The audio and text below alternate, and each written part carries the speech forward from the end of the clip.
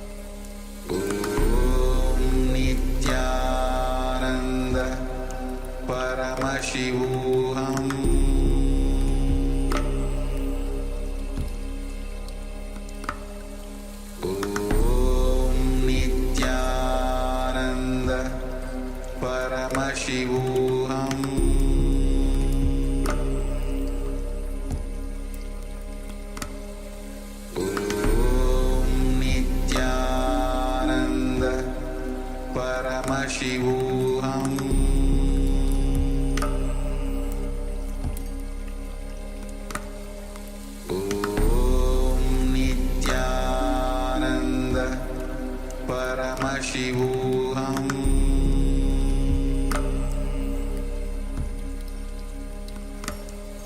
Om Nithyananda Paramashivoham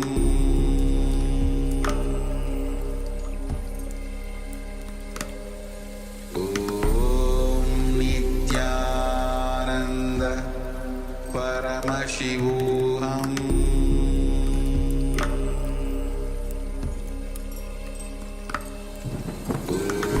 Om Nithyananda Paramashivoham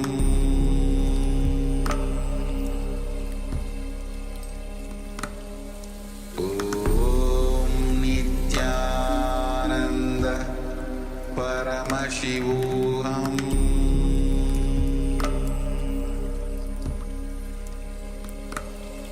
Om Nithyananda Paramashivoham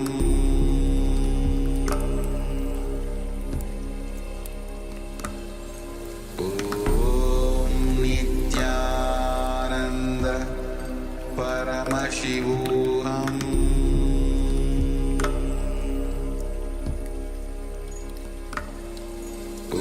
Om Nithyananda Paramashivoham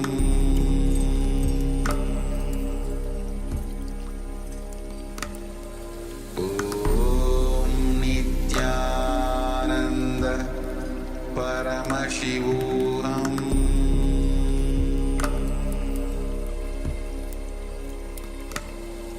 Om Nithyananda Paramashivoham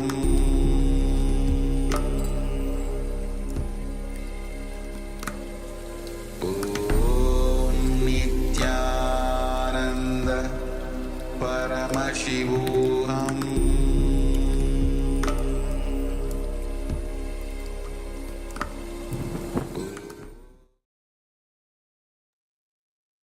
Now slowly, you can open your eyes, remove your eyebands if you have covered your eyes. Let's take a moment and start to share what was revealed to you as you are scanning the acharyas for the image, the details of the image through the power of remote vision, Duradrashti. So let's take a moment and start sharing. Then we'll be entering into the verification, projecting you the image that the acharyas are looking. So please take a moment and let us share. And meanwhile, we'd just like to take a moment to welcome a couple of new participants. We have Ma Anandeshwari, Nithyananda Ma, welcome. Good to have you with us. If you could also please switch on your camera. We also have Ma Magdalena, Nithyananda Ma, welcome. Good to have you with us.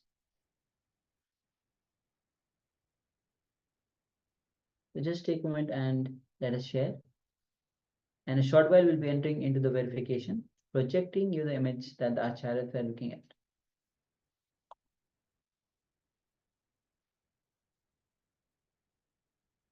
Nithyananda Ma. Yes, Nithyananda.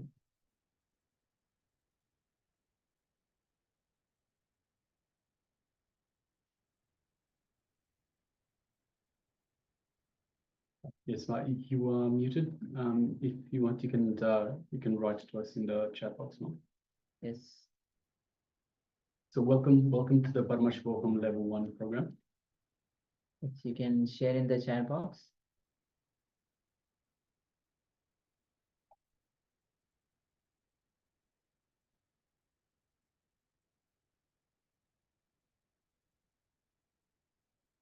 Yes. Meanwhile, we'll look at the this how to have this access. Meanwhile, you can share.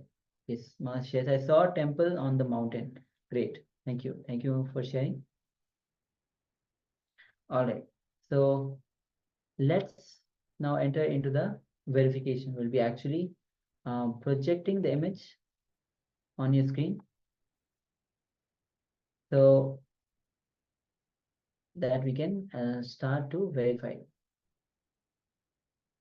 So yes, this is the image that we were looking at. So as you can see, it's a temple, the Shiva temple, probably in the mountains, because you can see it's a just sky, you can see the people. Of course, it's a secluded place, not in the crowded place. So we definitely have a temple, ma, and probably it's somewhere in the Karnataka. So, and Karnataka is just filled with the mountains, even though it's not clearly visible in the picture, it may be at the top of the mountain. So yes, thank you, ma. Thank you for sharing and manifesting this power. You have actually successfully manifested, ma. So thank you once again for sharing. And understand, every time that you manifest the power of third eye, you connect with Swamiji, the oneness grows in you. And every time that you manifest the power, you break one pattern within you. So beautiful. Thank you. Thank you for sharing. All right. So with this, we'll be now entering into the next revelation by Swamiji, which is going to be on understanding that Swamiji will be taking us through how mind can lead us to bondage and the mind can lead us to freedom. So let's come to the space of listening as we enter into this revelation by Swamiji. This is the subject which Patanjali is expressing through this whole sutras.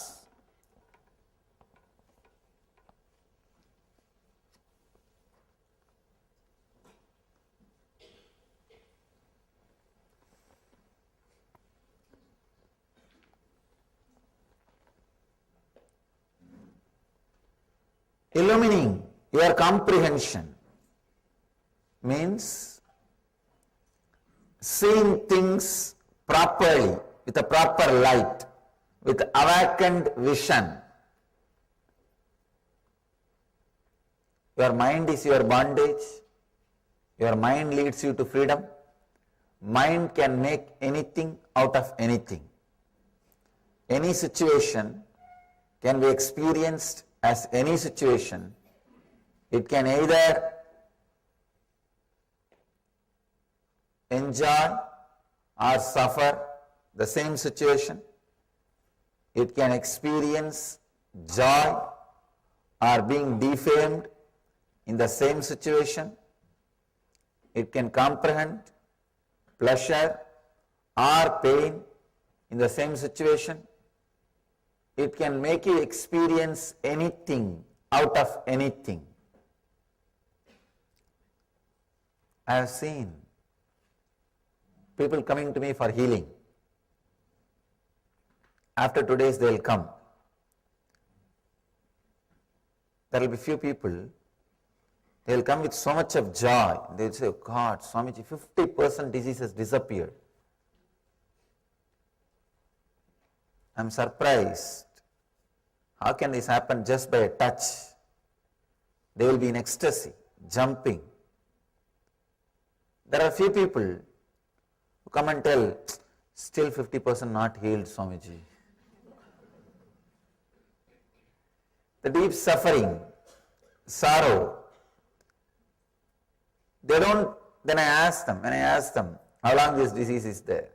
They say it's there for 20 years. They don't even understand, which was there 20 years, melted down more than 50% within 2 days. They have wrong comprehension, unable to see what is happening. Mind can make anything out of anything. See, both are helped 50%. One guy is in ecstasy. God, I am helped. So much has happened. 50% got healed. The other guy is not even able to feel or enjoy that 50% he got healed. So this is the usual mind. You can comprehend anything out of anything. Any situation can be experienced as any situation. Here, Patanjali says,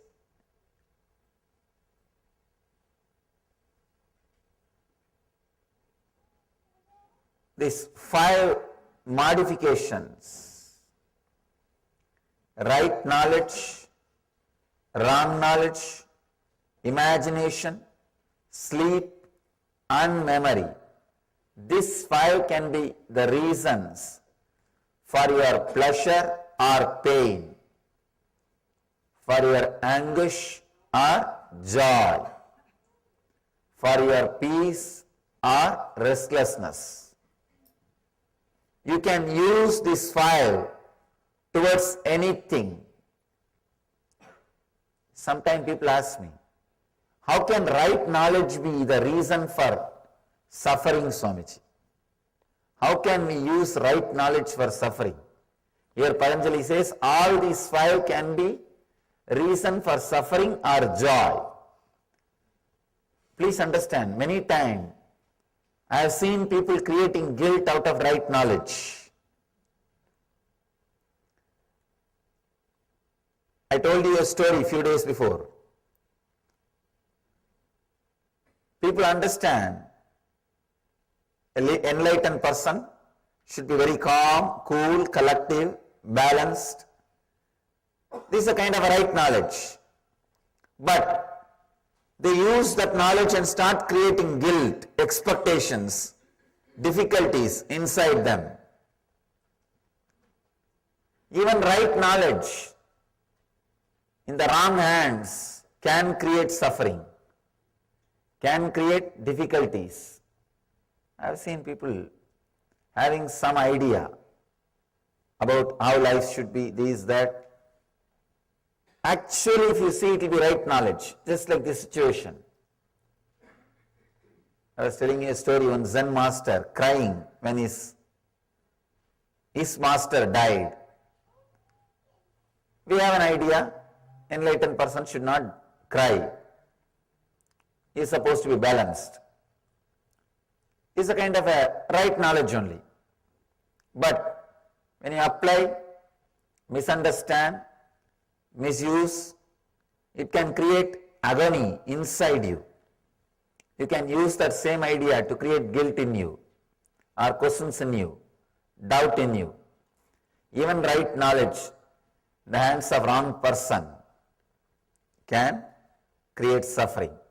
Of course, wrong knowledge always creates suffering. People ask me. One more question. Patanjali says here, all these 5 can create right, can create joy or suffering. How can wrong knowledge create joy? Can create suffering, we know. How can wrong knowledge create joy? Sometimes, accidentally, even wrong knowledge leads you to joy. Even wrong knowledge leads you to next level, next step. I have seen many instances.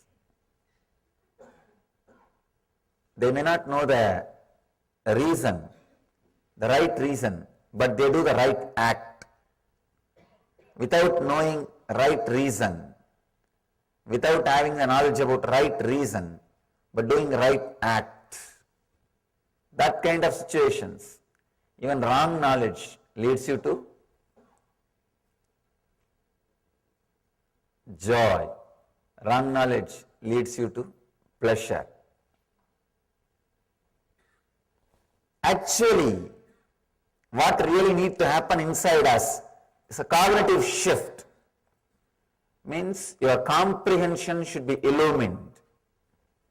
Straight away able to relate with the truth without difficulties, complications, torturing.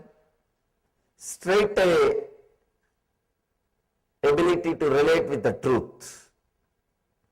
I have seen many times in my experience. People can neither resist the joy and ecstasy of being in my presence, but nor they can drop their arrogance, nor they can come out of their ego.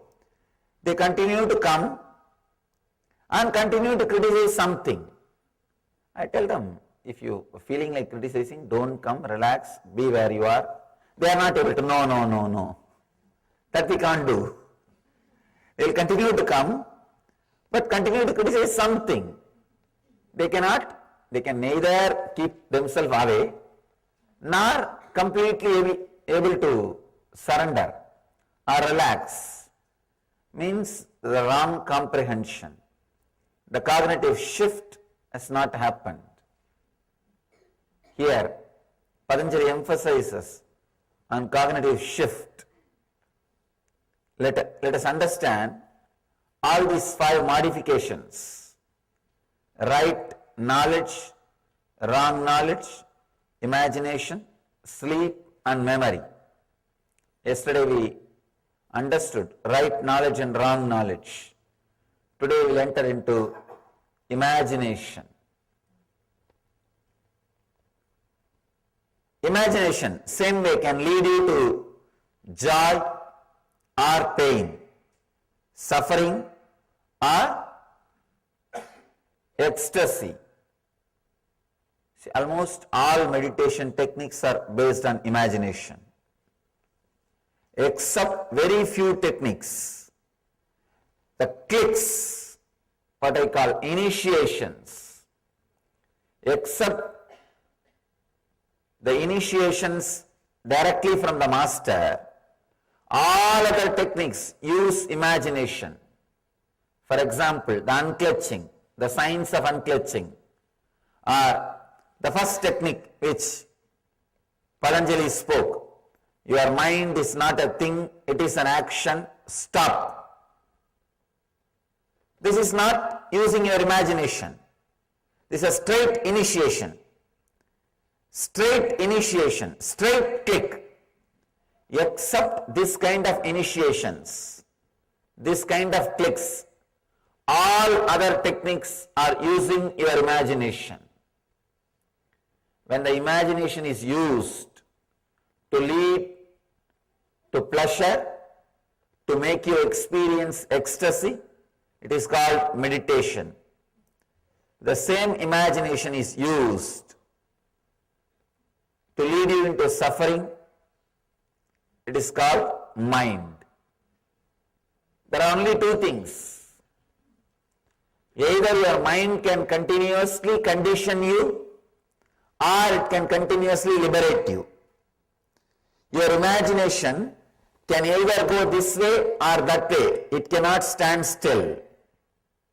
It cannot stand still. We need to understand this one fact. We always think, I may not be progressing spiritually, but I am stuck somewhere where I am. No. Either you progress or you are going down. There is no such thing as stuck. Please be very clear. There is no such thing as stuck. Either you are going up or going down, like skiing. There is no such thing that you can stop or stand stuck. No. It doesn't happen in the inner field. If your imagination is used by you to liberate yourself, to uncondition yourself, it is called meditation. If your imagination is used to bind you more and more, to create more and more bondage, it is called mind. Conditioning. I have seen even the great knowledge about yoga, people start using it for one more conditioning. I have seen thousands of people reading Yoga Sutra, they will be depressed because they misuse this knowledge, they abuse this knowledge, they misinterpret this knowledge, they start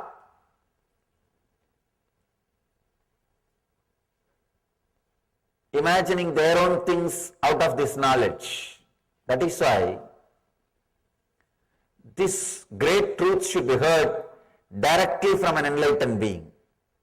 Then he knows where Patanjali put comma, where Patanjali gave strong emphasis, where Patanjali gave the gap.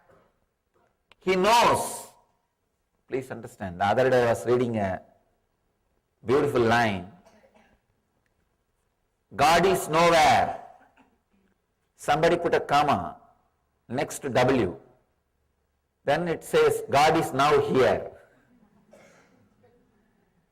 Sometime you need an enlightened person to put the comma, to create the gap. Only he knows where Patanjali gave gap, where Patanjali put the comma. The other slogan I read, there is only one God. One guy put the comma next to the word there is only one. Then it reads there is only one God. First line it says there is only one God. It's more like a moral science, uniting all the religions, creating peace. The second line, there is only one, comma, God. It's a spiritual experience. It's a spiritual truth. These two statements may look similar, but it has tremendous different significance. Its significance is totally different. See, there is only one God. It can be uttered by anybody. Everybody utters the same thing, but they say in the end, there is only one God, that is my God. Not your God. That is where the problem starts. Everybody accepts there is only one God, no doubt. But everybody says that God is only my God, not your God. The path to that God is only my path, not your path. That is where the problem starts. So if you put one comma, there is only one God, there is only one comma, God, then it's a spiritual experience. This statement means there is only one thing, nothing else. So, when you listen to these great truths from an enlightened master, you know where to put the comma, you know where Patanjali gave the gap, you know where he emphasized, you know where he was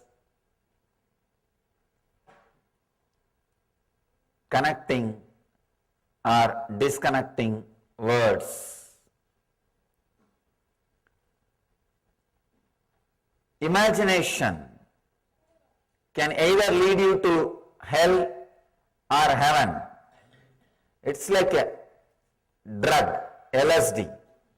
Many people experience ecstasy if they take a drug. Many people experience suffocation, suffering also. If you are habituated for nightmares, if you take LSD, you will have a suffocation feeling. Your LSD experience will be nightmarish. If you are habituated for sweet dreams, if you take LSD, you will feel like you are in heaven. That's all. It is intensifying what you think, intensifying what you imagine. The drug experience is nothing but intensification of what you are imagining, your imagination. Your imagination can lead either towards this direction or that direction. I can give you thousands of examples, thousands of stories. Especially I am constantly working with people's imaginations. It's my life. Last 6 years I am working with imaginations of the people. Millions of people directly and millions indirectly. Either trying to remove their imagination, alter their imagination, or redirect their imagination. Just today, one of my disciples was telling me,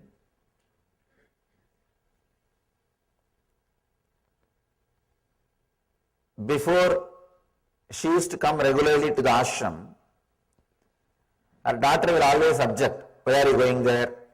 You are not attending us, you are not caring for us, the family pressure.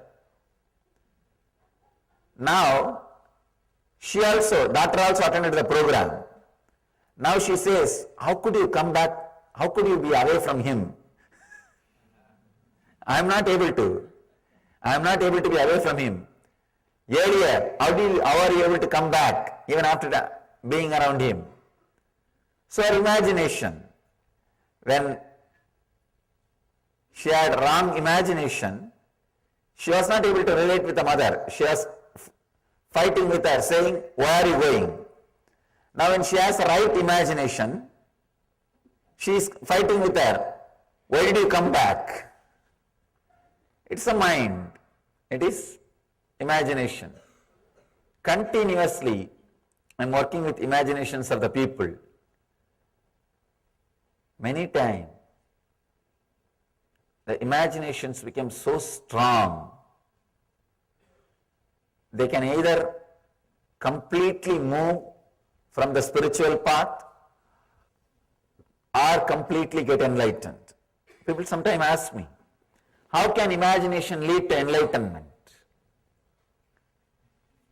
After all, it is mental activity. How can that lead you to enlightenment? It's like somebody taking poison. Taking poison is an action, but that can lead them to death beyond actions. Same way, the right imagination is taken, the mind will disappear, you will be beyond the mind. You will be beyond mind. You will be experiencing the no-mind state or the ecstasy. The next thing, sleep. Patanjali says, sleep can lead you to joy or suffering, anguish or non-anguish. Almost 1/3 of our life we spend in sleeping. So if you understand the right technique for sleeping, 1/3 of your life you can spend in samadhi. See, the only difference between your sleep and samadhi state, the ultimate enlightened state, is samadhi minus awareness is your sleep. Your sleep plus awareness is samadhi. Enlightenment is nothing but being aware when you are asleep. That's all. When you are asleep, there are no samskara, engrams active. There are no memories active. You are completely silent, relaxed, settled. In that state, but only one thing, one difference, you are not aware. See, in the deep sleep, you are entering into the same space in which Buddha is living, in which Ramakrishna is living, in which Meera is dancing, in which Chaitanya is singing. You are entering into the same space where they are all living. Only one difference. You are not aware. Patanjali is aware. Chaitanya is aware. Krishna is aware. Buddha is alive. In that space, if you know how to be alive, if you learn how to be aware, you have done everything. Nothing else needs to be done. All you need to do is how to be alive when you are asleep. How to be aware when you are asleep. Now our problem is, forget about how to be aware when you are asleep. How to be aware when we are awake. How to be aware when we are awake. That is a big problem. That itself is a big problem. Today we will practice a technique to convert your sleep into samadhi. Convert your sleep into samadhi. Please understand. When I say being aware during your sleep, I don't mean sleeplessness. I am not saying be sleepless. No, that is sleep disorder. That is a disease. I am not saying be sleepless or sleep disorder. You will be sleeping, but your whole awareness will be alive. Means there are no engrams, there are no thoughts, there are no memories, but the pure I will be alive. That will be radiating, that will exist. It's a there is a very powerful technique called Yoga Nidra, falling asleep consciously, falling into the deep sleep state with awareness. I can say,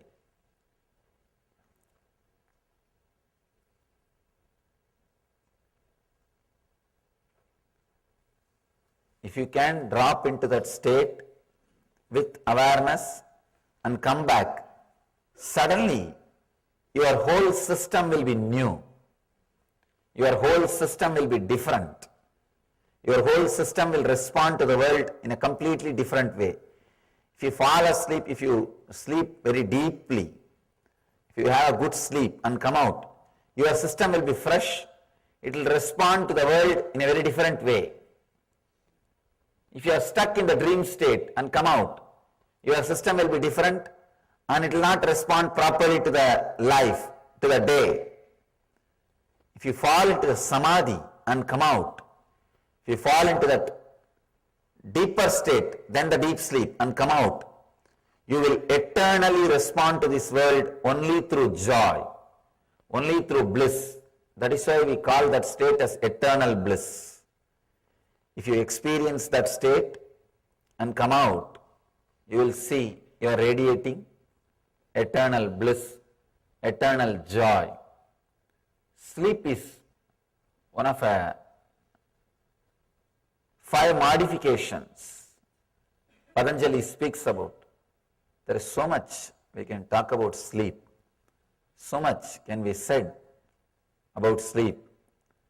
Maybe instead of saying, we'll use a technique by the end of today's session. A very powerful technique. How to relax with awareness. How to go into deepest states of sleep with awareness. Usually we don't sleep more than 20 to 25 minutes. Then we come back, continue to dream, play in the dream world, then again fall asleep.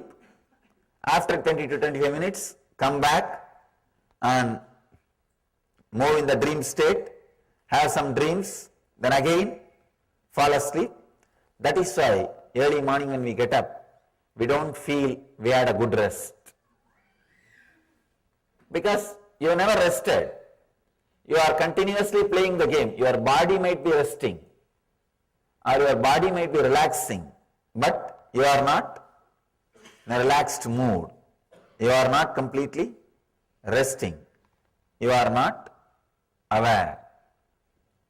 You are not in peace.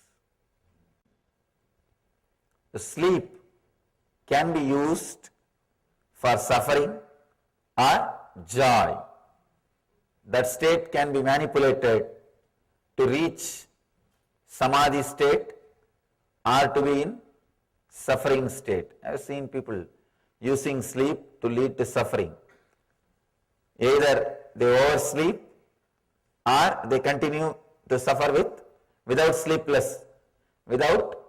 sleep, sleeplessness or oversleeping.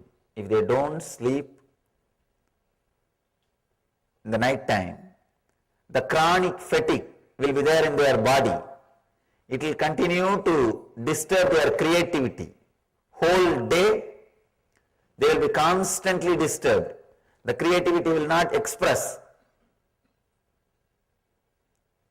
Or if they sleep whole day, there is no time for creativity.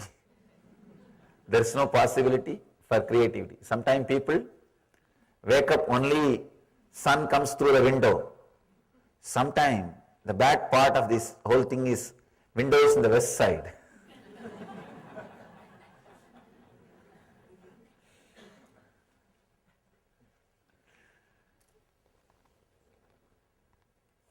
Tired of taking rest.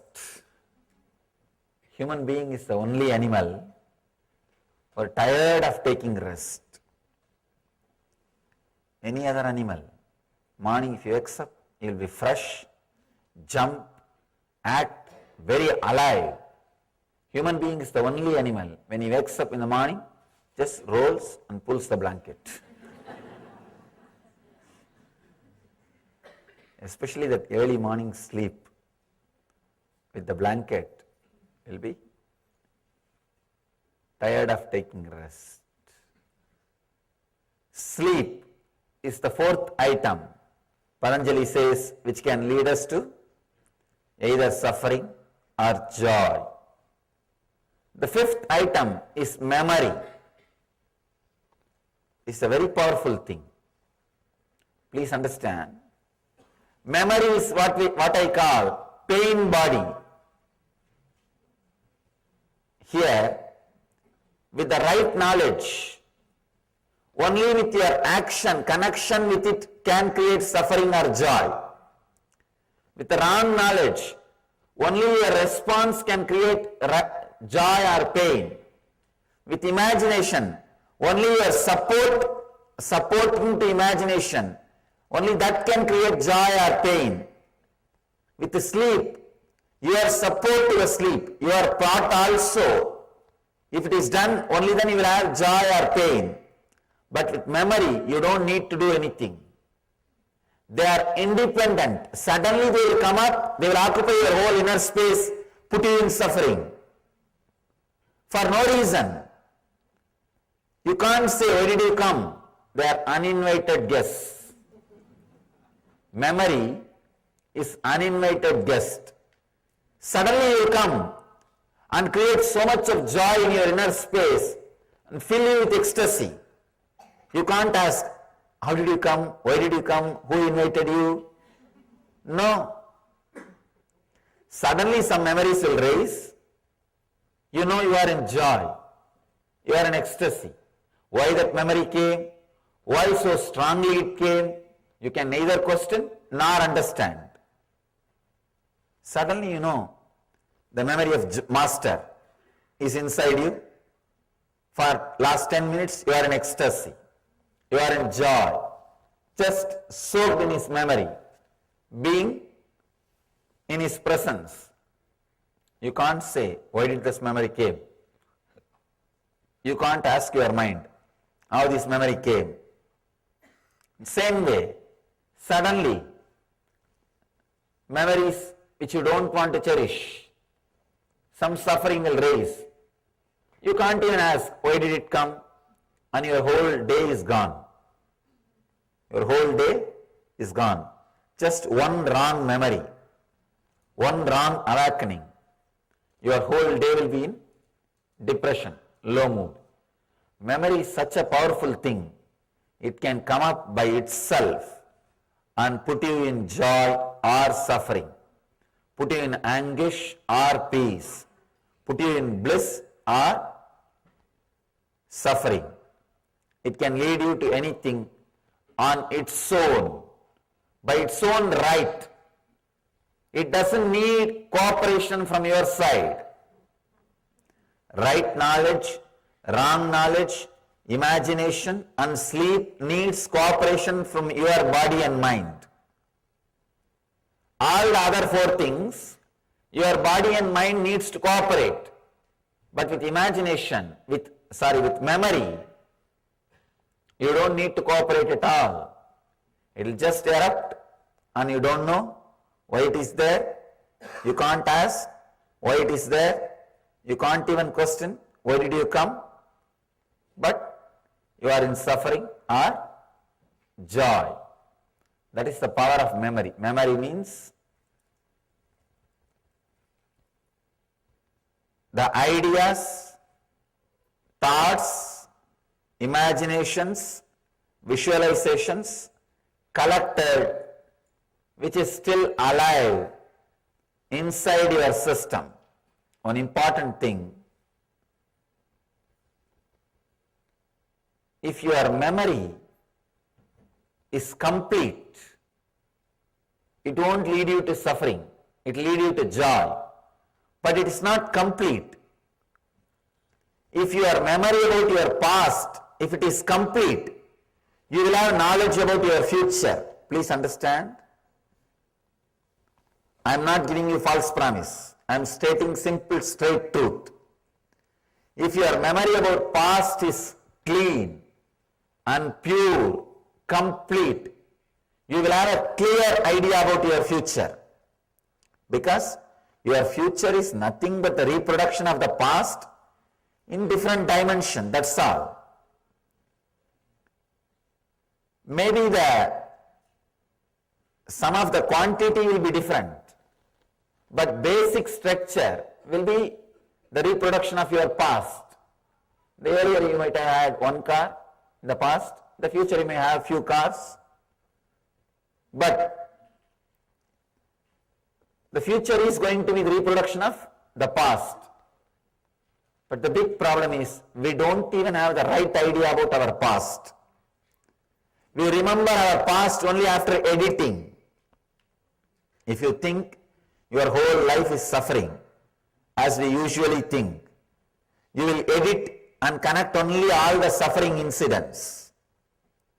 And you will think your whole life past was suffering. That one idea is enough to feel, to imagine, to visualize, to think your whole life was suffering. The memory, it is not a right memory, it's a wrong memory. Same way, if you think your whole life is joy, again you will edit, cut, fix, paste and see your whole life as joy. You will connect all the joyful incidents, memory, and start seeing your whole life as joy. We never comprehend. We don't have the complete memory. We don't look at the past as it happened. We don't smell the past as it happened, as it is. If you have a simple, straight idea about the memory, past, a simple, straight, clear idea, you will have simple, straight, clear idea about the future. Your miscomprehension, your wrong idea about the past is responsible for the wrong idea about the future. If you think you are not able to plan your future, be very clear, you don't have a vision about your past. Any incident happened in the past adds some juice to your being, understanding to your being, awareness to your being, knowledge to your being, experience to your being. So if you are aware of all those memories, that knowledge, that essence which is added to your being will continue to guide you in the future. But when you forget those incidents, those memories, when memory loss happens, which is happening in all of us, that juice of that experience, knowledge of that experience, memory of that experience will not express itself in the future. So confusion. Understand, right knowledge, wrong knowledge, imagination, sleep and memory. These are the 5 modifications leads you to suffering or anguish. Suffering or anguish. So realize all these 5 can be either used or abused. Just this knowledge, this understanding that it can be used or abused, it can lead to joy or suffering is enough. That is enough. You will start using them rightly. Whenever all this 5 is leading you to suffering, you are abusing it. You are misusing it.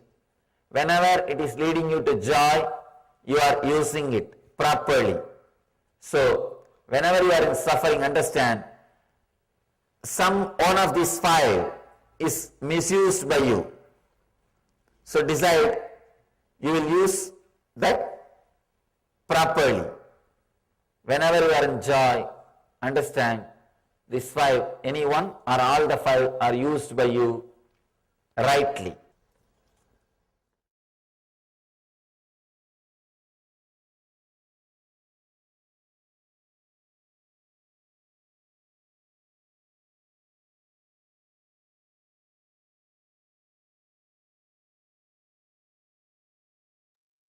Yes. So whenever you use your imagination with the right knowledge, it brings you joy. And if it brings suffering, make sure understand that you're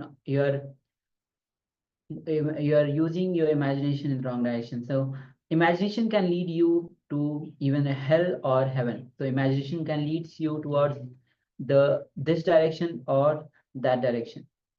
Yes, understand that your mind is your bondage. So once again, your mind is your bondage. Your mind leads you towards freedom, but the mind can make anything out of anything. So any situation can be experienced as any situation. So it can either enjoy or suffer at the same time. It can experience joy or being defamed in the same situation.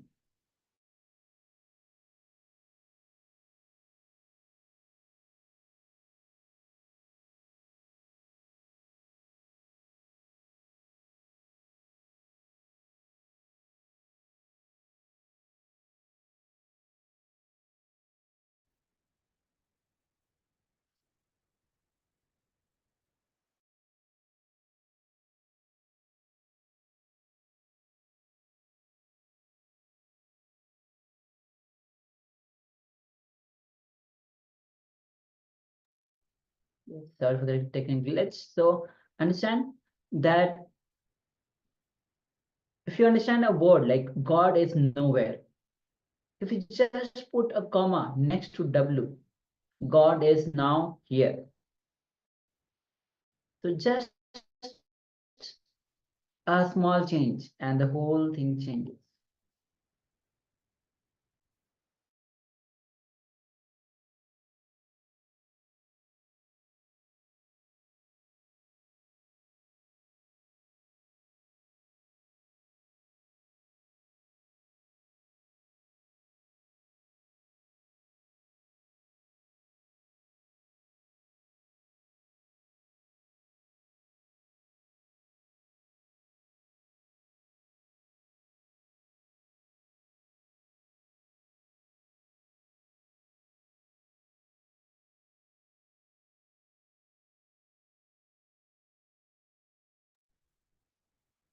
So just sit back now and analyze 5 situations in your life where your imagination caused you suffering.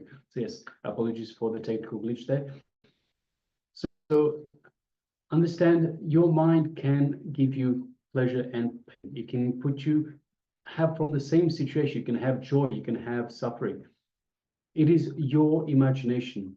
So now let us take some time and let us sit back and analyze 5 situations where your life, your imagination caused you suffering in your life.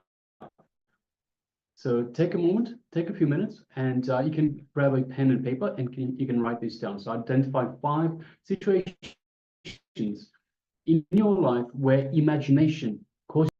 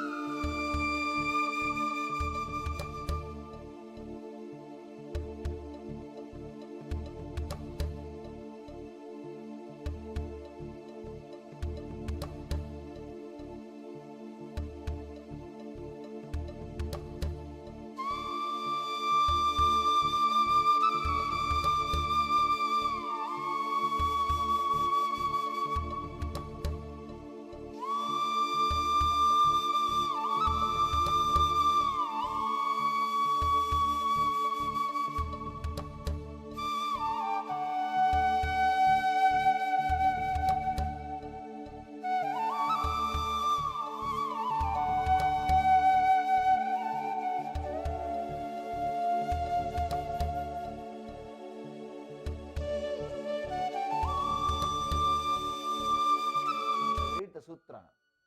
Viparyayo mitya jnananam atatrupa pratishtam. Viparyayo mitya jnananam atatrupa pratishtam. Let me get this sutra for the sake of recording. If you don't understand the English, it's okay. I'll give the translation. Interpreting based on past conditioning leads to misconception or wrong understanding. Let me repeat the translation. Interpreting based on past conditioning leads to misconception or wrong understanding.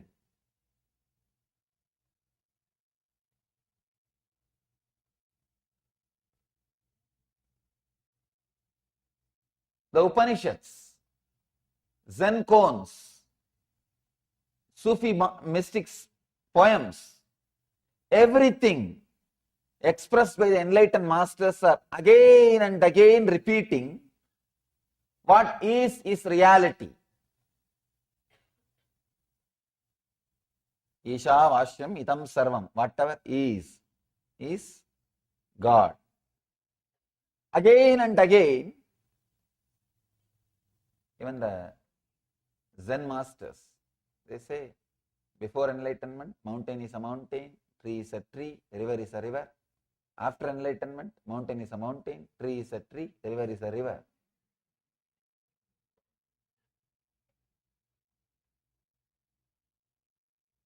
Then what the hell are we doing? Sorry, no, what the heaven are we doing? Working for enlightenment.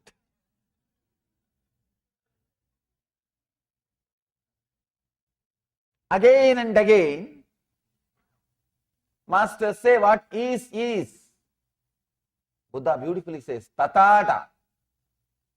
The word needs to be understood. The isness. Then what is the problem? Where problem starts? Problem starts with our wrong understanding, as Patanjali puts it here. Viparyaya. Please understand, it's a important word. I can say the key. Just today morning, the press meet, one of our journalists asked me, Swamiji, how do you ask us to meditate? What are we supposed to do? You speak about meditation. Should we close our eyes and sit and meditate? What we should do? I replied him, in the initial level only you need a technique. You may need to close your eyes and sit for half an hour or 45 minutes, do something. But actually, the real essence of spiritual life is not even meditation. This one sutra, complete understanding, completely understanding, stopping the misunderstanding is real meditation. Please understand. Meditation is not just an activity you do for some 10 minutes or 15 minutes or half an hour per day, then you leave it. No. It's a quality of life. In the initial level, maybe it is necessary for you to create a concentration and center yourself. So half an hour sitting with closed eyes, okay. But that is not the end. Techniques are like boat. But this teaching, what Patanjali is giving in this sutra, is like a river. Boats are okay in the initial level, but boat is not life. That is not life. Life is river. Here, Patanjali is giving a very beautiful technique, amazing technique. I can say the essence of spiritual life. When I read each sutra, I feel like this is enough, nothing more is required. You don't need anything else. Any single sutra, if you take up one sutra and contemplate that, that's enough. Nothing else is required. Nothing else needs to be done. One sutra, if you can internalize, that seed is enough. It will bear its fruit. The fruit will be your enlightenment. Sometimes I feel you should not read more than one sutra per day. Because if you read too many sutras, your mind will skip from here to there, here to there, here to there, here to there, and you will not internalize. You will not meditate on them. But if you read only one sutra, your whole mind will be working on it. Or that sutra will be working on your consciousness. Your whole being will be filled with that one sutra. You will see that sutra starts expressing itself inside you. It starts expressing itself inside you. Interpreting based on past conditioning leads to misconception or wrong understanding. The whole thing, whatever problem you have, can be solved with this one key. Because your whole thing, whatever problem you have, everything is just because of one reason. That interpreting based on past conditioning leads to misconception or wrong understanding. Please understand. All your fear, all your greed, all the things which you think as your identity, all your worries, whatever you think as disturbance, misfortune in your life, can be sorted out with this one understanding. If you look with a little sympathy, little compassion, little sympathy and compassion towards this moment will completely open a new door. You will have a new understanding. When you don't have compassion to this moment, you always judge this moment with your past experience. Please understand. I am giving you a new key. Have compassion towards this moment. Have compassion towards sympathy, towards present moment. We never have a compassion towards present moment. We are always violent with the present moment. That is why we kill it with the past. We kill the present moment with the past. We are constantly waiting for present moment to come so that you can kill it with your past. You can destroy it with your past. You can abuse it with your past. Abusing the present with the past is what I call hell. Continuously we torture, we disturb the existence by killing the present moment. Please understand. The eternity comes in front of you, presents itself to you in the present moment. You can touch the eternity only by touching the present moment. You can see very clearly, you can't touch the past, you can't touch the future. You can touch the eternity only by touching the present moment. The present moment is the only way you can connect with the eternity. But when you don't connect with the present moment, if you are constantly torturing it with your past, you are creating misconception, wrong understanding. Sometimes we are strongly stuck with the wrong understanding, with the wrong concepts. That is why Patanjali gives a very beautiful, actually just before the sutra, he has given wonderful concept. I wanted you to know that sutra also. You will understand.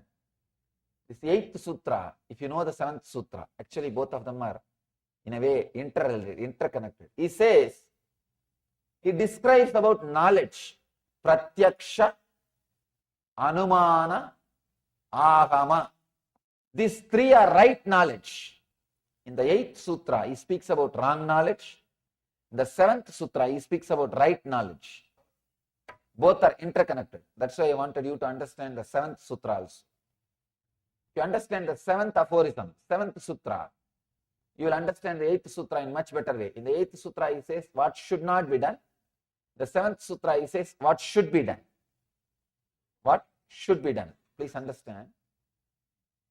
He says, pratyaksha anumana agama pramanani means perception through senses, conclusion arrived at through that cognition and the words of an enlightened master are the three ways to gain correct knowledge. That are the three things which gives you the right knowledge.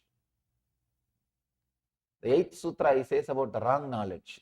Wrong knowledge means interpreting based on past conditioning leads to misconception or wrong understanding. For example, if you are hurt in the past by somebody who is wearing a white dress, whenever you see a man with white dress, you will always have that fear, that sankata, means discomfort.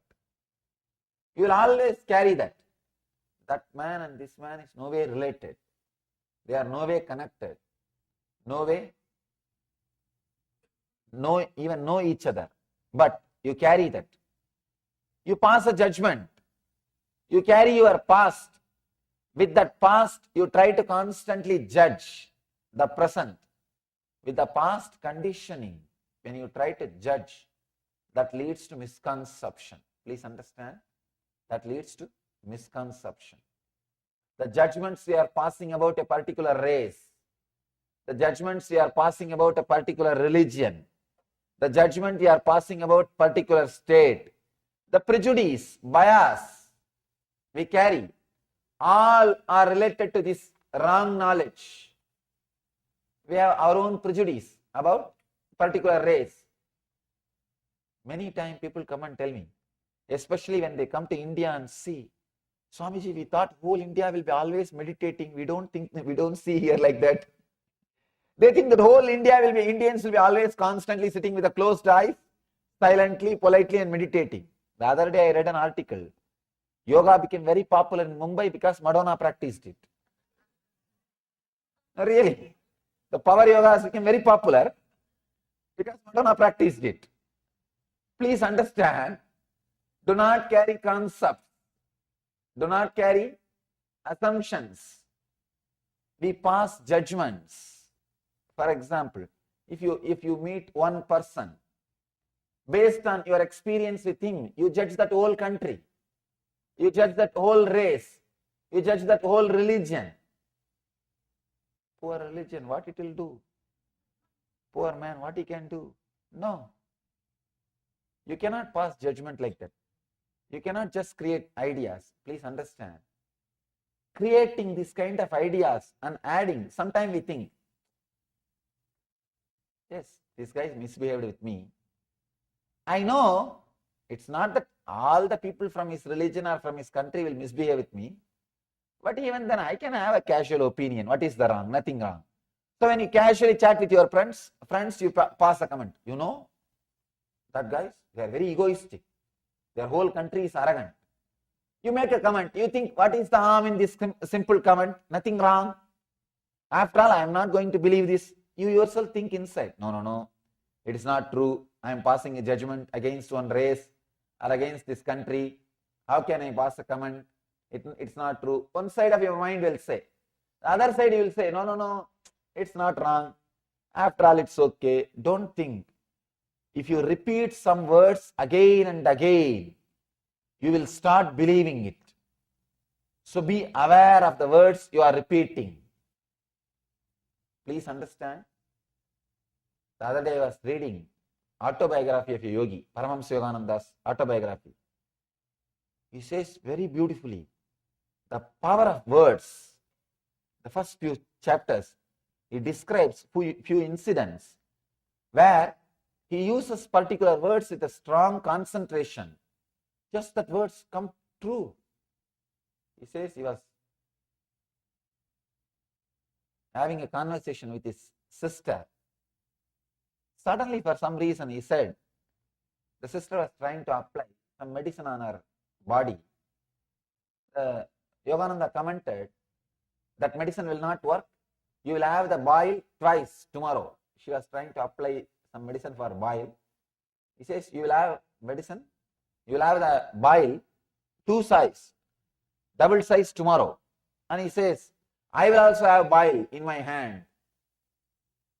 The sister says, what are you talking? Why will you have? You don't have any problem. Why do you say these words? And he just makes this statement. Tomorrow it is there. He had the wife and the sister had double size. He says, I was shocked. Just the mere word, the power of mere word. Please understand, never uttered words like they are wrong, this race is wrong, that country is wrong, this religion is wrong. The more and more you utter, you will start believing the same words. You will start strongly feeling that same words. One more important thing. The world is too small. Don't think, oh, if I make a comment about that country, it's okay. Even if I think that country is bad, it's okay. I'm not going to go to that country. Don't think. You may not physically go to that country, but any news you hear about that country will start kindling different emotions in you. I have seen many people suffering with unnecessary lust, unnecessary anger. I always tell people, keep the lust which you need for your day-to-day life. Keep the anger which you need for your day-to-day life. That is okay. But we suffer with unnecessary lust, unnecessary anger. Unnecessary anger means the anger which is no way going to help you, or the anger which you can no way exhibit. For example, you read some news about some country's president.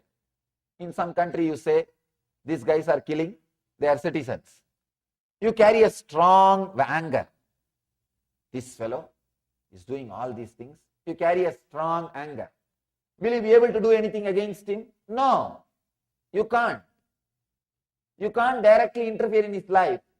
You have neither right nor power, nothing. You can't do anything in his life. What you will be doing? You will be just sitting with that anger. Whenever you hear that guy is suffering through some news, you think, this fellow needs. You feel your anger is fulfilled. Your violence is getting fulfilled. You go on cursing. Please understand, this is what I call excess anger. Carrying the anger which is no way directly related to your life.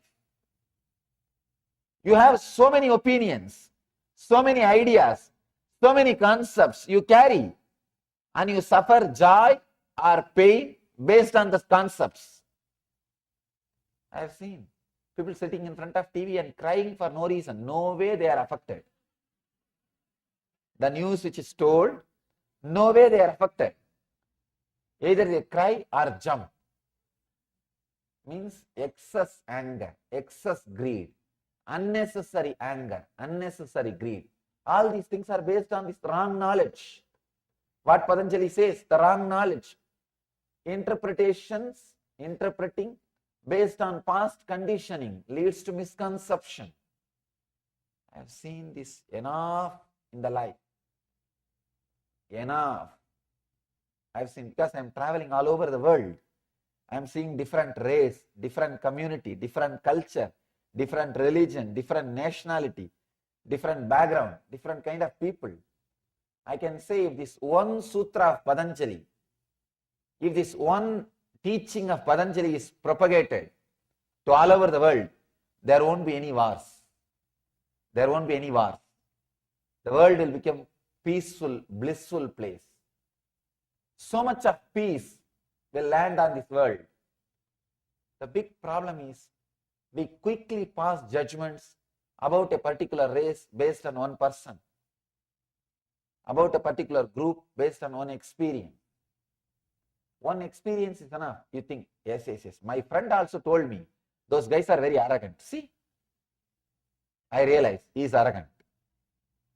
They are arrogant. You are just waiting. You are just waiting. Each country has jokes and comments about particular race or particular religion. Each country, they have jokes. In India, especially about Sardarjis. No, they have so much of jokes. And to tell you honestly, in my experience, they are the most devoted, spiritual and intelligent people. So deeply devoted, so deeply committed, giving nature, I wandered length and breadth of India, I tell you. I wandered length and breadth of India. I have seen so much that giving nature. The big problem is you pass comments easily. You pass comments easily. Not only that, after 2-3 times if you pass the comment, you start believing it. You start internalizing it. We need to understand an important truth. We are not that intelligent not to believe the lies which we are promoting. In the initial, you may start promoting some lies knowing that it is lies. After a few days, you yourself will forget it's a lie. So be very clear, do not start a lie. Do not start a rumor. You will be suffering with it. You will be suffering with it. A small story I read somewhere in a book. One journalist who writes all tabloids goes on, actually lies can be sold, rumors can be sold much easily. Negative news can be sold very easily. It sells like hotcake. Negative news sells like hotcake. Just write some 10 positive things. One enlightened master came, he did so many good things and he is doing so much service. Who will read? No. But write some news about the drug or some news about the murder, some news about some criminal activities, paper will sell. Negative things can always be sold. So this guy who lived his whole life by creating and maintaining rumors, creating and sustaining rumors. This guy dies and goes to the court for judgment, the upper court. There, Saint Peter is standing. He says, "Oh, tabloid journalist, no. We don't let you inside heaven. Go to hell." That guy says, No, give me just one day. I'll go around and come back. I'll just see the heaven only once. This guy says, no, you have no work here. You have no business here. Here no news comes. All saints are happily sitting in the cloud and singing hallelujah. There is no news. Everybody is completely settled. Here nothing happens. Go to hell, you will have a lot of news. All famous people are there. You will have enough news. This guy says, no, I wanted to just see one day. Saint Peter says, it is impossible. We can't allow you inside. Then this guy tempts Saint Peter. This guy is an intelligent guy. He says, give me 24-hour time. If I can convince any one of your journalists to go to hell, will you let me stay here? Saint Peter says, this is too much. How can you do that? He says, that and all you don't ask. If I can convince any one of your journalists to go to hell, will you let me stay here?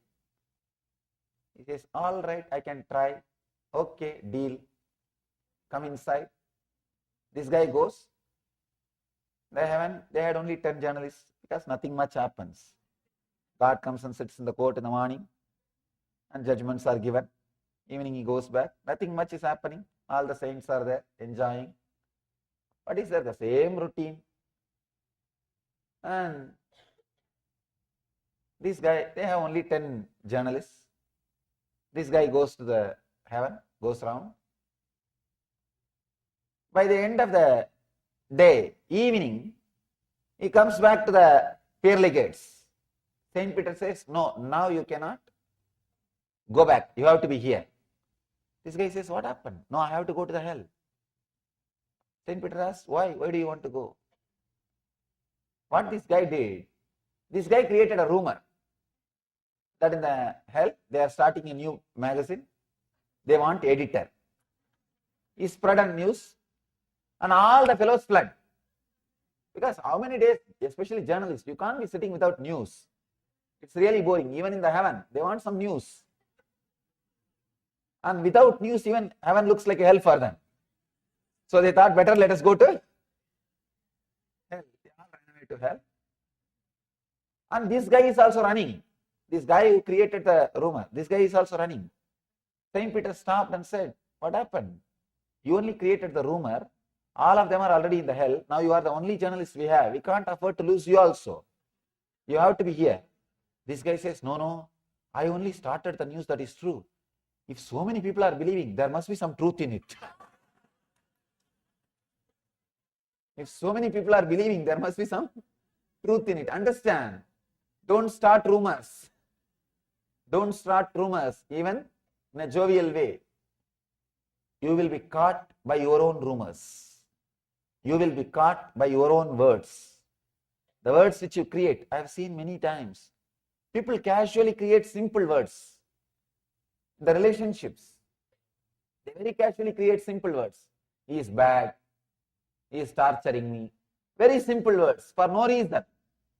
For very simple incidents. But those words gets imbibed, engraved, and you start thinking that's the truth. Please understand, words can just stop your thinking. Words can just stop your perception. Words can just stop your conscious flow. For example, if you are in a particular situation, if you are open, fresh, alive, without the past conditioning words, you can handle that situation directly. You can live that situation directly. You can experiment with that situation directly.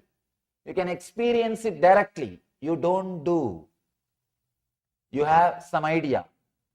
You have some idea. You think, no, I know. I know. This is what is going to happen.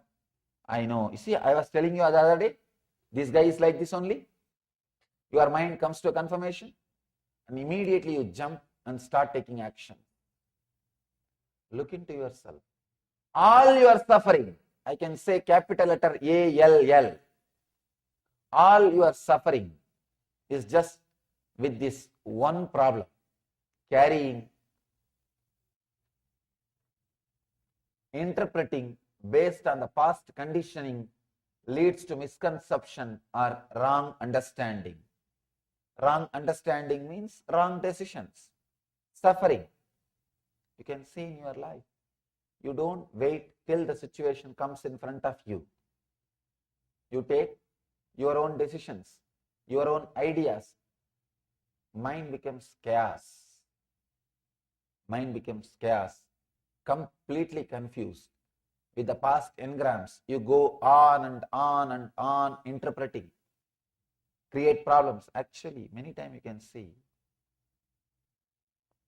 By the time you create a whole problem in your imagination and be ready with all the weapons to attack the other person, he comes, when he starts talking to you, suddenly you realize, oh God, there is no problem at all. He did not even think about it as a problem.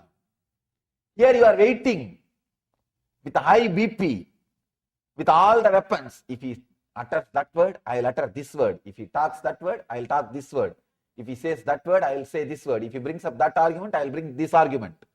You are ready with all the arguments, weapons.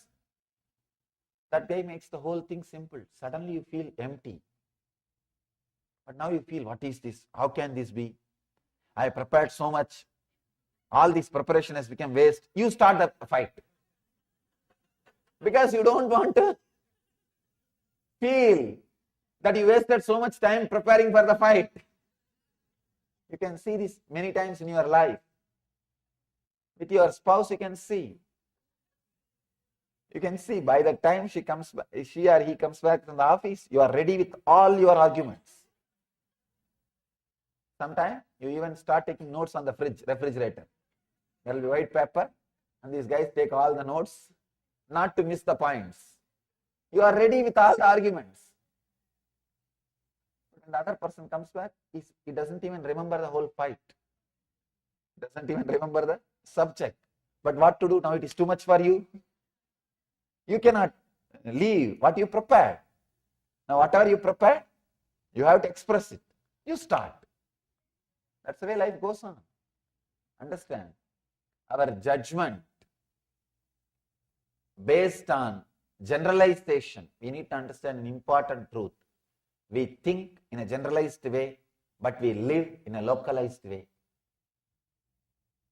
Our day-to-day life is dealing with one person, one situation, but your mind always generalizes. Always generalizes. I've seen many times.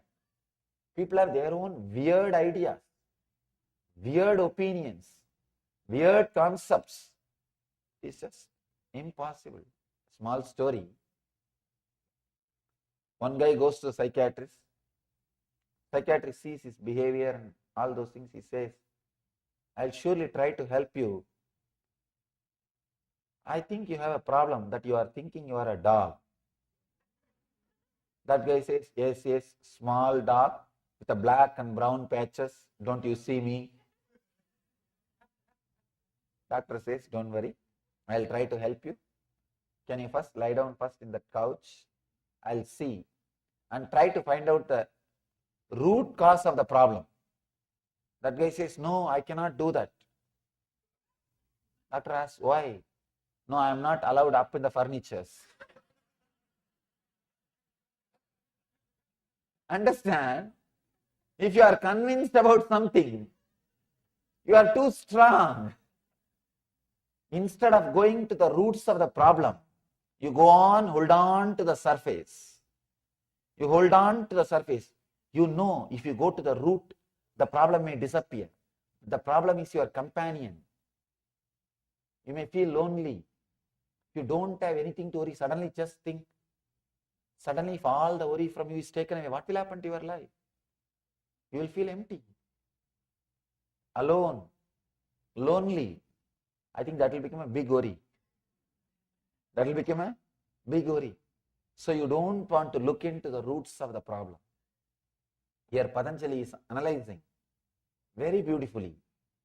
With this one sutra, he describes all our problems. Just sit and contemplate on this one sutra. This one sutra can lead you to enlightenment. Nothing else is required. Nothing else is required. This one sutra can lead you to enlightenment. One incident, really it happened. It happened.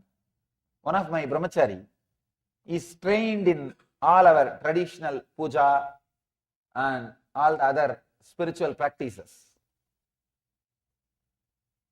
One program, they invited him for to conduct a spiritual program in India. This guy went and attended the program. He was pronouncing those Sanskrit mantras so beautifully. The local temple priest, they thought he's a Brahmin. Local temple priest, they thought he's a Brahmin. He's a upper caste, the priest class boy. So when they saw him, he beautifully sits and his body language is very graceful. When he does the puja and rituals and chants the mantras, they thought he's a Brahmin. They gave him all the respects and touched his feet and did the namaskar and everything. All the program was over. They took him to the nearby temple, gave him all the honor. He finished everything and came back. Somebody who went to the temple next day told that priest that he is not a Brahmin. That's all. Till yesterday evening, this guy was honoring that brahmachari, feels blessed that he is able to receive him and touch the feet, all the things. Now this fellow suddenly is in depression. He is in depression. He is continuously taking bath for 3 days. 3 days he is taking bath. And 3 days he did not enter the temple. And 3 days he has to do all the rites to clean himself. I am shocked. If that inauspiciousness is supposed to come by touching that non-Brahmin, it should have come when you touched, not when you heard. Not when you hear the news. It should have come when you touched. When you touched, you don't have a problem. You felt blessed, auspicious, graceful, blissful. But when you hear the news, it means what? the concepts, the past conditioning. The past conditioning. That poor guy, he suffered so much, just that conditioning. I shouldn't have touched the feet of a non-Brahmin. Just that one conditioning. Many times we suffer with conditioning, not with situation. Please understand, 99.9% of our sufferings are not related to situation. It is related to condition. The 0.01% suffering is not a suffering at all. All our sufferings are related to conditioning, not related to situation. You have an idea. Your mind is programmed. Your biocomputer is programmed from the young age. What is desire? What is joy? What is pain? What is fear? You are programmed. You live based on the programs. You take decisions based on the programs. You walk based on the programs. You talk based on that programming. You do everything based on that programming. This is what Patanjali calls wrong knowledge. He says viparyaya. Viparyaya is the word. You can't translate in English. Wrong knowledge is also not a right word. Viparyaya means everything is wrong. I can say wrong cognition. The very intake is wrong. The way in which you process the data is wrong. The way in which you output, deliver your result is wrong. The word wrong knowledge does not give the right meaning of viparyaya. Viparyaya means every step is wrong. How you receive the data, how you internalize the data, and how you process it, how you take a decision. Whole thing is wrong. Please understand. Again and again, Upanishads are declaring. Again and again, all enlightened masters are declaring. Whatever is divine, God. If you see anything other than the divine, any other experience other than bliss in the life, you are having this problem. You have this problem. You need this sutra. Contemplate on this sutra. You don't have to, I am not saying you need to by heart or you need to repeat. I am saying internalize this idea. Internalize this idea. Sometimes people start repeating the sutra. Viparyaha, viparyaha, mityaha, mityaha, viparyaha. Finally, they do the wrong thing. I am not saying you need to repeat. I am saying internalize. Constantly contemplate on this mantra, on this sutra, on this idea. Interpreting based on past conditioning leads to misconception or wrong understanding. Do this as an exercise, homework. Just sit for 1 hour in the house today. Write at least 10 incidents. You can surely write 10 incidents. I can say 10, I am not even saying from your whole life. From morning till today, you can write 10 incidents. 10 incidents where you did the same mistake of interpreting with the past conditioning. Bringing wrong understanding because of past conditioning. Just write 10 incidents. See how your mind is behaving, how your life is happening. You don't even have to bother or struggle to correct yourself. The big problem is, before even you understand the depth of the problem, you start correcting. That is where the problem starts. The problem never ends. Just understand the depth of the problem, that's enough. Suddenly you will see the transformation. Depth of the problem. Just today, sit, work for half an hour or 1 hour. Write 10 incidents where you came to the wrong conclusion by the past, because of the past conditioning, and understood when you looked into the whole thing with a restful awareness.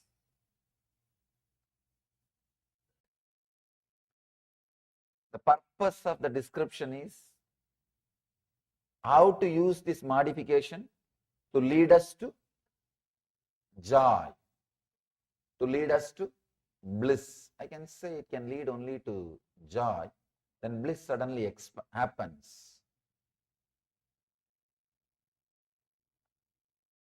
Is beautifully guiding us step by step. First, he described right knowledge. Second, wrong knowledge. Third, the beautiful vigalpa, imagination. Now fourth, he is talking about sleep. Step by step, he is leading us. The right knowledge, then wrong knowledge, then imagination. Deeper than imagination, there is something. That is what is sleep. This is also a modification which can lead to pain or anguish, pain or joy. Sleep. If you understand the word sleep in an ordinary way, what you understand as sleep, we can ask, how can that lead to pain? Sleep always leads only to peace. How can that lead to pain? So, sleep word should not be understood as we understand in a very normal way. Let's see what Patanjali has to say about sleep. Let us understand what Patanjali has about sleep.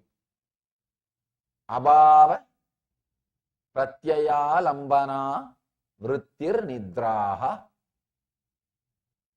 Abhava pratyaya alambana vriddhi nidraha.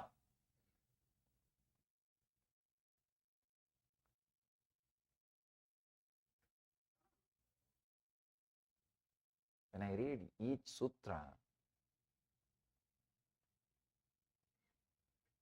so much of appreciation and respect for Patanjali comes. Even this sutra, if you have a little Sanskrit background, you can see, you can understand. Right words, not one word extra.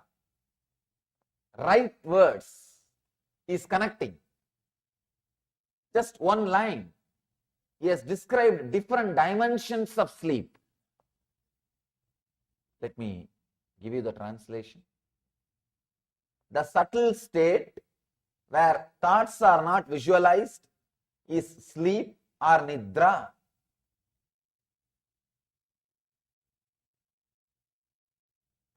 Abhava pratyaya alambana vriddhi nidraha.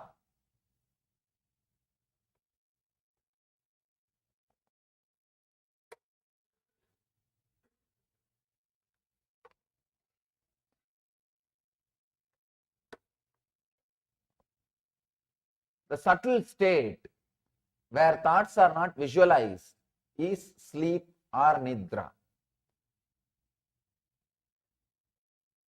The moment I translate, I can very clearly feel I am able to translate only one dimension of that sutra. That sutra can be translated from different dimensions. Here I have a beautiful book by a research scholar, Salvatore. He has beautifully created a book giving 12 different translations. I wanted to give a credit for his great work. 12 different translations. When I see all the 12 different translations, I can say very clearly, each one of them are approaching Patanjali from different level of consciousness and different angle. I'll try to give you the deeper truths, what Patanjali is trying to express, what Patanjali wants to say about sleep. One important thing,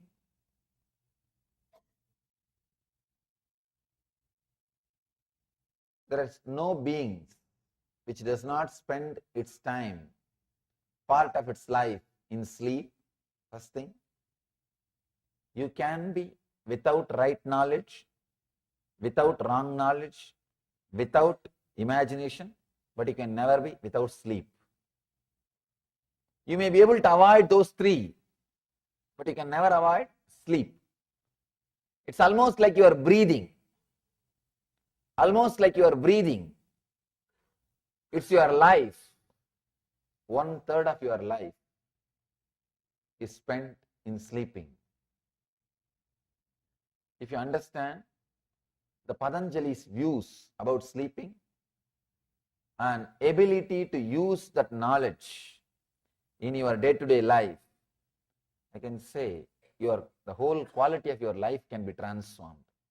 Every single sutra is a complete technique by itself. That is why I have to give so much of introduction to every single sutra. If you are coming every day, you can understand at least 10 minutes I spent in introducing Patanjali and every single sutra. Because every single sutra is a complete technique by itself. I can say every single sutra can create one religion. It has created. There are some religions which work only on sleep. One sect of Buddhism, they don't teach you anything else except the ideas, concepts about sleep. They help you to work on sleep, that's all. In daytime, whatever you do, you can do.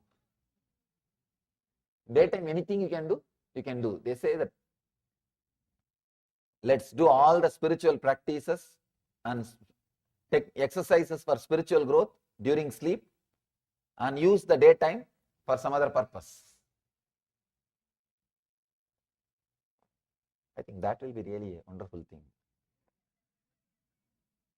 I saw the other day one advertisement. Let you earn more and more money during your sleep and keep your days to spend with your loved ones. One financial firm advertisement. Anyhow, this Buddhist tradition helps you only how to work on your consciousness during sleep.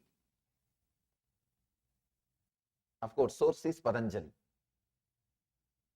You can imagine how great that Chidambaram would have been. Chidambaram is a place where he was born, lived and taught, ran his university, was having a great traditional university, and still his community which he created, is called Dikshidars. He is the founder of that community. Still that community is alive. Still they don't take initiation from anybody. Patanjali is Guru. Patanjali is Guru. So still his words are repeated, remembered. I can say some 1,000 families are there. And one important thing I want all of you to know, still that community, none of them cross the border of the town. You will be shocked. It is just 10-kilometer area. They take birth, they live, they marry, they give birth to kids, they die inside that city, inside that town. They don't move out of the town. They have a strong commitment to Patanjali and Nataraja. Nataraja is the Shiva. Shiva is the master of Patanjali. Patanjali became enlightened through the Shiva's darshan. Still, that community has committed itself for this knowledge. Whoever comes to their place, they teach, they share this knowledge, they make this knowledge available, they run the temple, and they have taken the vow, they will not cross the city. Sometimes I feel surprised, even in this age. Can you imagine? The education is available to them. Everything is available to them. But they decided no. We will spend our life dedication, sacrifice. I can say it is their sacrifice kept this knowledge alive, unpolluted for us. There are so many scriptures which suffered interpolations, but I can assure, guarantee, this book is pure because this community took care. I remember them with all my love and respect for their great service to the sutras. They are called Chidambaram Dikshitars. Still that community is there. They maintain this scripture. They preserve. It's because of them we have this knowledge. They have dedicated their life. It's unimaginable, not moving out of one city from birth till death. There are so many things to see in the world. Even the youngsters, this generation, I have met many of them. I ask them sometime, don't you feel like going outside, or your elders are stopping you? They said, no, we decided to dedicate. Our elders are not saying, they say, if you want to go, you can go. No problem. There are very few, I can say 0.1% went out for some purpose. They also go out to run some temples there, that's all. Here and there, if Nataraja temples are built, they go outside and run the temples. I asked them, why don't you guys feel like going out? They said, no. They call Nataraja as Ambalavana. Means the Lord of that Chidambaram, Lord of the stage. No, he is enough for us. They feel he is the father of the whole community. And father is here, where else to go? There's such a strong feeling connection, commitment. It is they who preserved this whole knowledge. Not a single extra word.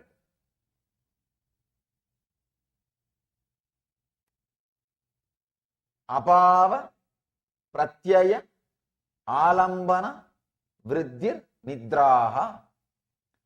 The subtle state where thoughts are not visualized is sleep or nidra. He is not only talking about the sleep which you experience in the night. You lie down, there is no dream, there is no thought. Early morning you wake up, you know only that sleep. We remember only about that sleep. He is not talking only about that sleep. That is also one kind of sleep you go through. But you go through two other sleeps. The sleep which you experience during waking state.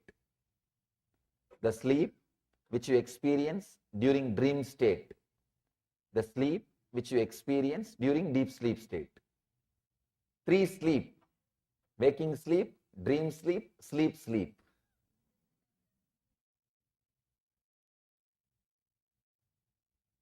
Waking time also we experience sleep. You can see many times. You have started the car, driven to office, half an hour drive.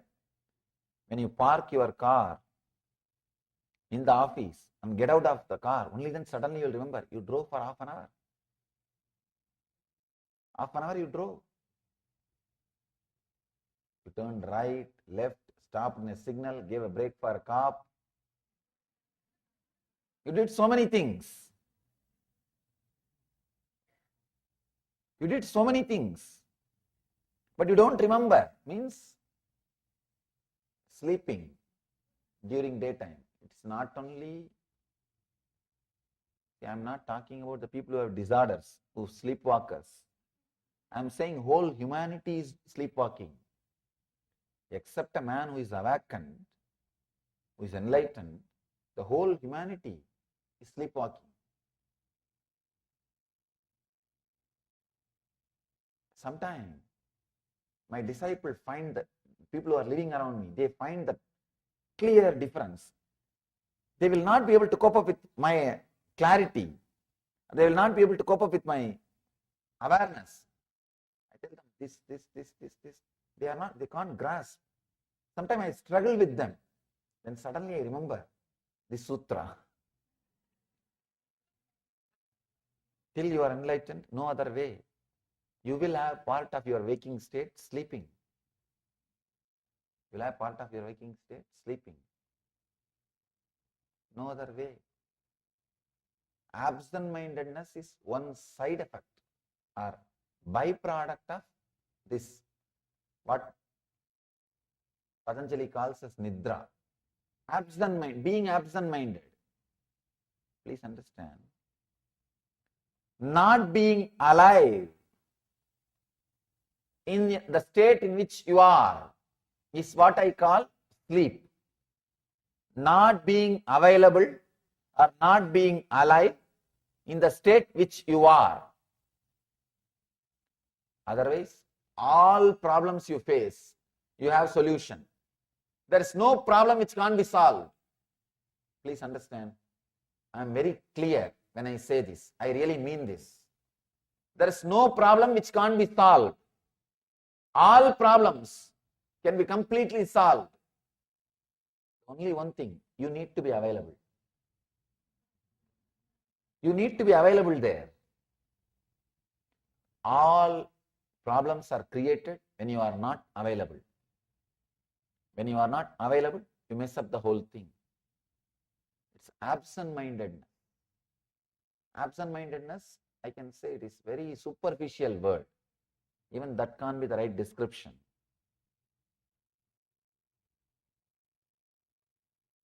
You are there, but you are not there. You are there, but you are not there. Many times you can see, especially when you are watching TV, when you are reading a book, suddenly, for a few minutes, gap. Suddenly, few minutes gap. It's as if the past has happened. As if the past has happened. And you, at least with the book, you wake up and you can go back. That is why still no media is able to outdate books. See, no media is able to outdate books. So many medias have come where you need only less effort to learn. Lesser effort than reading a book. TV, so many medias have come. But book, you can't outdate a book because people always, they know in between they will have a rest. They will have past. If they have past, they can go back if it is a book. That is why people believe, trust, rely books more than any other source. Absent-mindedness. Suddenly you are absent. You are not there. Suddenly you are not there. See, your body is moving, you are walking, you are talking, you are going, you are doing this, you are doing that. It is showing all the medical symptoms of you being alive. Clinically, you are alive. Medically, you are alive. But you are not there. The reflection of consciousness is not there. Body is a mirror which has ability to reflect the superconscious state. The sun is a superconsciousness. Human body is the only body which is polished and directed towards that sun. The reflection is what we call soul, individual soul. All other bodies, they may be alive, but they are not that sharp, they are not that polished, they are not that sophisticated that it can reflect that pure consciousness, that sun. The reflection of sun itself cannot happen. That is why human body is so highly respected in the Vedic tradition. Even the devas, the angels, demigods, even if they want enlightenment, they have to take a human body. Please understand, you are in a blessed zone because the possibility is there for you. If somebody dies after having human body without becoming enlightened, that is the ultimate stupidity he can do. Sorry for the strong word. I am not saying, Shankara says.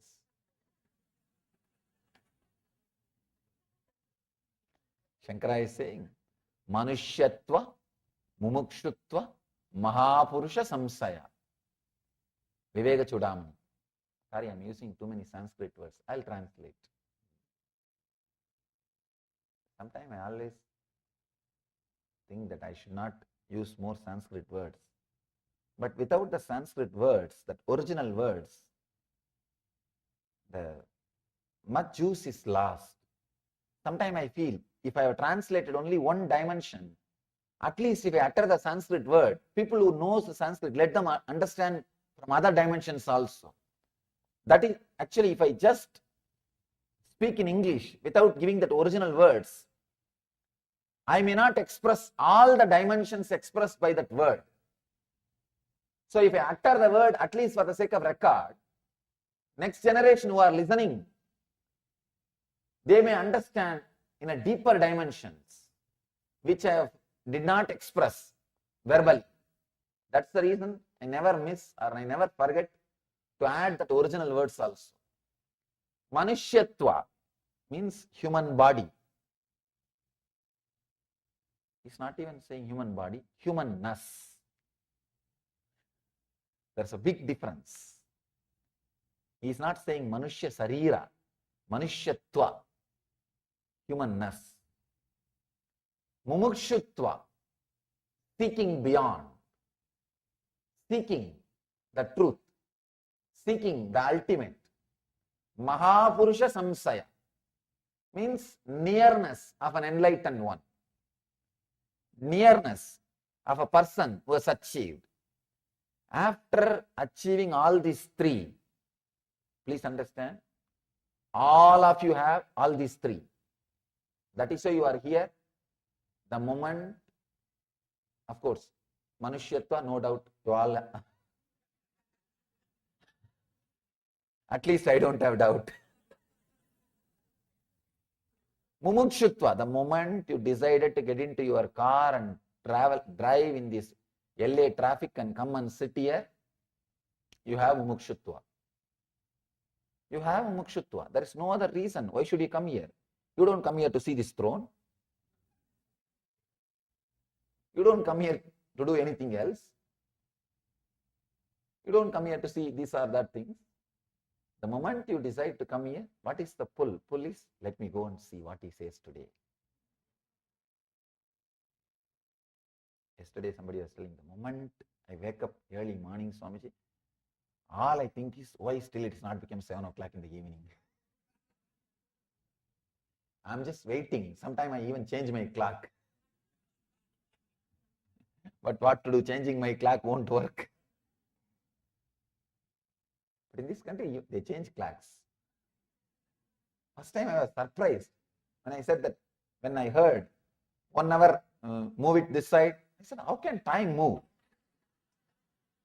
Because in India, we never heard this concept of time moving.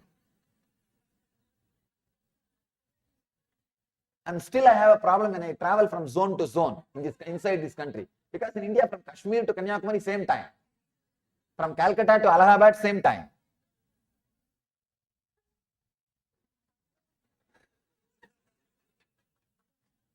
I always feel, how can time move? Anyhow, at least time zone also we can understand. But suddenly 1 hour move this side. Anyhow, it's okay. The moment you decide to drive and come and be here, you have mumukshutva. The moment you wake up in the morning and you are thinking whole day about when it will become 6 o'clock, when it will become 6 o'clock I can go. If you are remembering, be very clear. You have strong mumukshutva. Nothing else is needed. Mahapurusha Samsaya. You have the nearness of an enlightened one. Beautifully Shankara says, with all, after all these three, if you waste the time, it's a utter stupidity.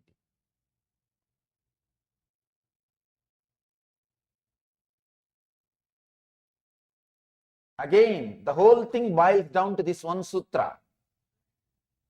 If you ask me the question, how can I use? I have all these three, how can I use? Whole thing boils down to this one sutra, be available, don't be in nidra. This, avoid day sleeping, at least when you are with the master. Avoid day sleeping, at least when you are with the master. The absent-mindedness, I can say, because of absent-mindedness, people miss many things. The relationship, the life, the decisions, many things they miss. Sometimes, see, being absent-minded, when you talk to others, is one problem. I have a story about that. It really happened. It's a story in my life. In the North India, I was staying in an ashram in Rishikesh. The head of that ashram, that Swami, is a great sadhu, a very pious, wonderful person. Not only he will meditate and do tapas and study, he will do social service also. He will go all out in the local villages. He will collect all the kids and give them food and give them shelter and education, do all services. One big problem with that sadhu is he is absent-minded. Even while you are sitting and talking, you will fall asleep. The wild thing is, with open eyes, you will fall asleep. That's one big problem. So in the local, one government official became his devotee. He said, Swamiji, I'll take you to another one officer, my head officer, and get some 10 lakh sanction for our project, social service projects, 1 million rupee for our social service project. This Swami says, yes, we will go. Next day, both of us went. That man took us to his higher officer and we went outside. He said, I can only introduce, I should not sit here and talk. To both of you sit and convince him. We were sitting and talking. That guy started saying what all service you are doing, and he started suddenly bargaining. Means, I will not give 1 million rupee. I cannot give 1 million rupee. I cannot give 10 lakh rupee. I can give only 5 lakh. Then I started bargaining and I started telling this we are doing, that we are doing. This Swami doesn't take anything. It is not going to his Swami and all. It is not going to him and all those things. And he was sitting. Suddenly I saw he slept. He's missing. With open eyes. I cannot wake him up in front of the officer. So somehow I managed, talking. Completed the bargain around 8 lakh. Swami could have kept quiet. He woke up. He started telling, we cannot accept below 6 lakh. You should give at least 6 lakh. Just now the officer said, I will give you 8 lakh. Suddenly he wakes up and starts shouting in a high pitch. Big problem is, when you wake up, you just wanted to show that you are awake. You don't want them to think that you are asleep all this time. You just wanted to do something to prove that your identity, you are available. This guy suddenly woke up and started shouting, no, at least 6 lakh you should give. You cannot stop with 5 lakh. The officer got completely confused. What happened just now? I agreed for 8 lakh. Absent-mindedness, big problem.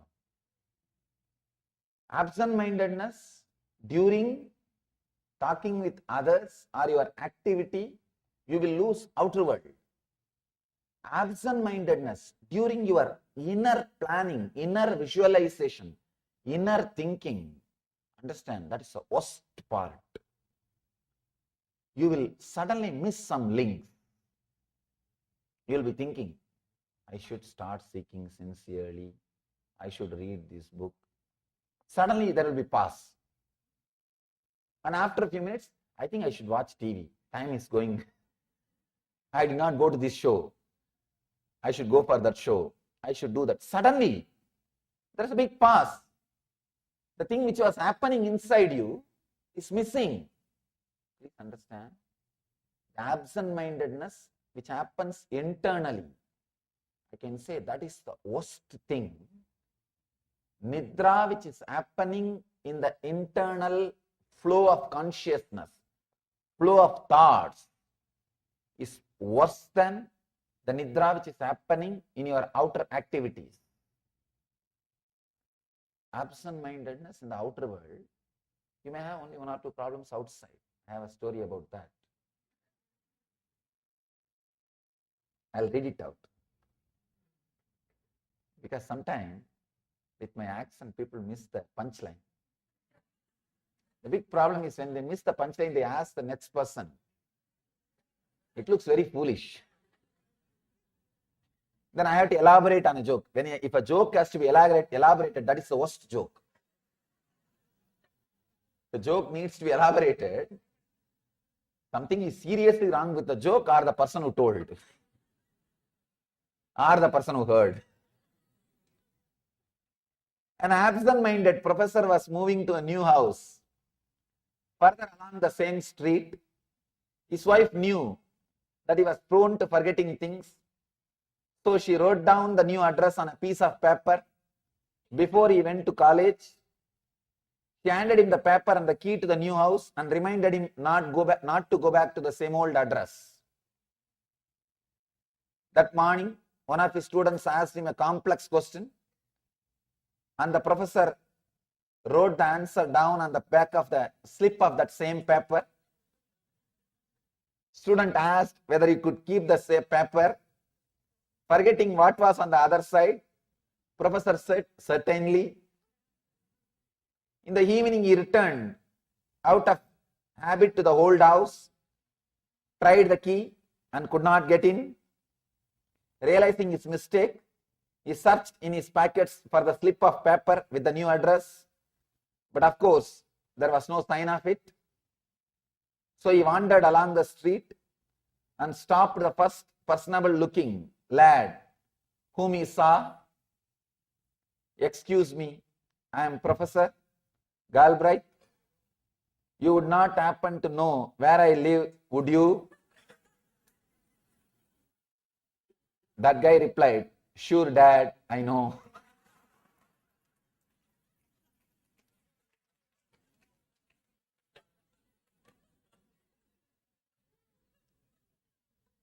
Understand? This is too much. This is too much. Absent-mindedness in the outer world.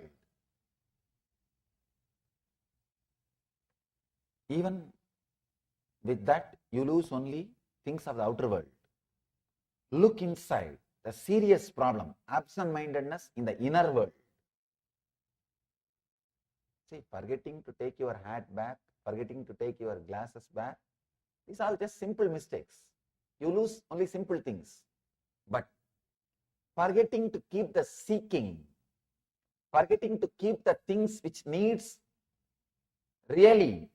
you really need in your life, that is where you lose too many big things. In the mind, many times, I've seen, whenever I come, a big group gathers and they are all inspired terribly about the seeking, and they pick up all DVDs, all books, all cassettes. It will be lying down in the cupboard till I come back again.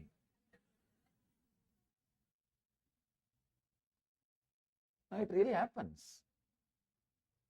It's like people prepare for when they read some books about exercise, or when they see some show in the TV, or when doctor says you have to exercise, they go to the shop and buy all kinds of instruments and all kinds of books, and it is lying down in the garage for next 2 years. Till they see the doctor again, until the doctor says you have to exercise. Till the doctor again insists, it is lying down in the garage. Means inside your thinking, absent-mindedness. Please understand. Whenever I put a fire inside you, you decide, yes. I think from today, I am going to leave, what Swamiji says. I think I wasted too much of time. You create all kinds of vows, all kinds of ideas, all kinds of thoughts. By the time you reach your house, that mental setup slowly, it's not there. The break inside your thinking system, you slept. The absent-mindedness, that nidra has happened in your energy flow, in your thought flow. See, just the sleep which you go through in the night time is no way going to lead you to anguish, pain. I can say it's a power, it's energy. You go back to the state, you go back to the source from which you created this body. See, this body was created when your mother was fast asleep. That is why still in India there is a tradition. Pregnant lady, if she is sleeping, she will not be disturbed. They won't sleep, they won't disturb her during sleeping. They say that Brahma is creating the body. Brahma is creating the body, let her sleep. They say she should sleep. When she is fast asleep, the energy which is there inside her womb, in that womb you are created. The creation happens in that womb. Every night you go back to that same energy. See, all your bed, pillow, everything is trying to create the same energy, same space, same mood of the womb. You can see even the sleeping posture, how you sleep. The same posture. Our baby is in the womb. Just go back to that same posture. You will fall asleep within few seconds. All the bed, everything is trying to recreate the same ambience, same experience which you had in the womb. You go back to the same energy and recreate your body and come back to live. That sleep no way will lead you to pain or anguish.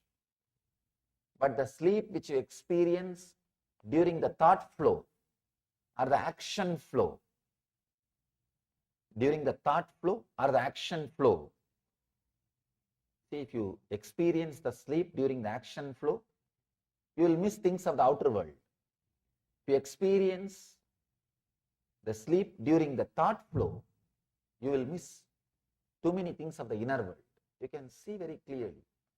How many times you take how many vows? What happens to all that? What happens to all that? After all, your mind, you took the vow. The other day, somebody came and told me, Swamiji, in last 2 months, 20 times I quit smoking. Means what? 19 times you started again. What happens to your vows? What happens to your integrity? It is not that you want to break it. If you want to break it, it's perfectly all right. You have freedom. It's your choice. But something else is happening. Understand? Something else is happening. The sleep, a kind of a sleep is happening in your thought flow itself. In your very thought flow, sleep is happening.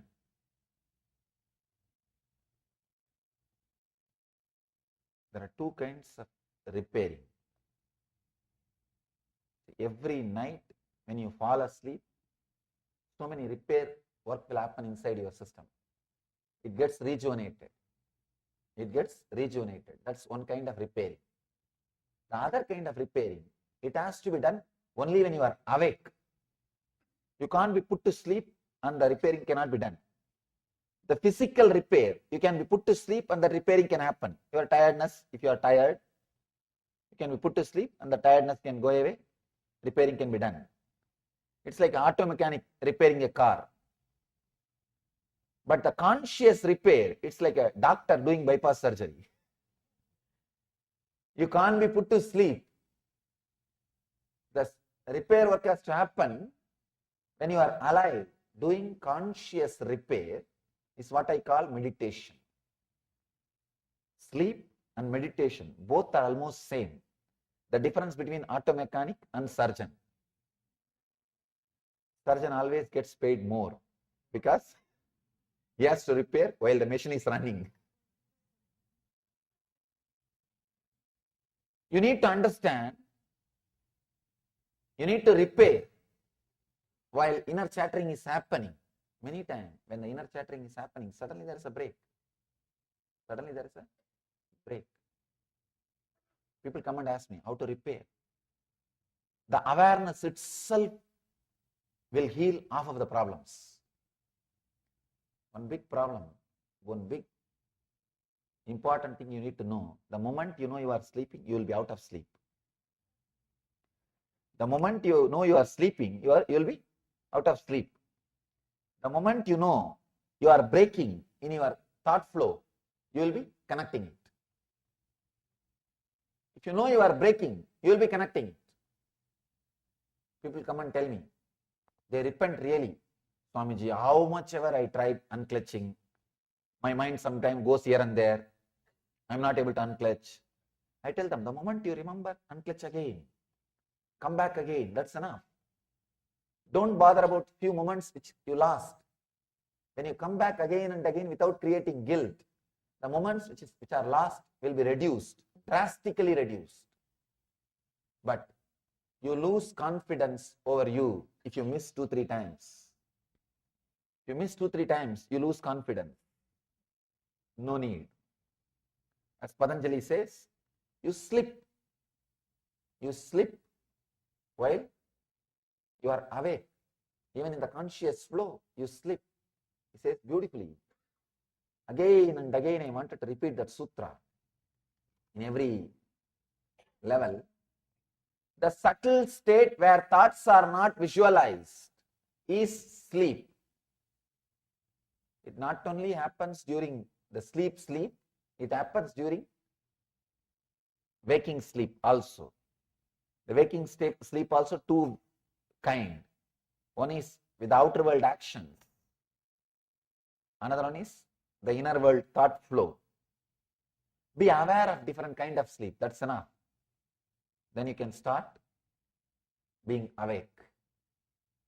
You can start being alive.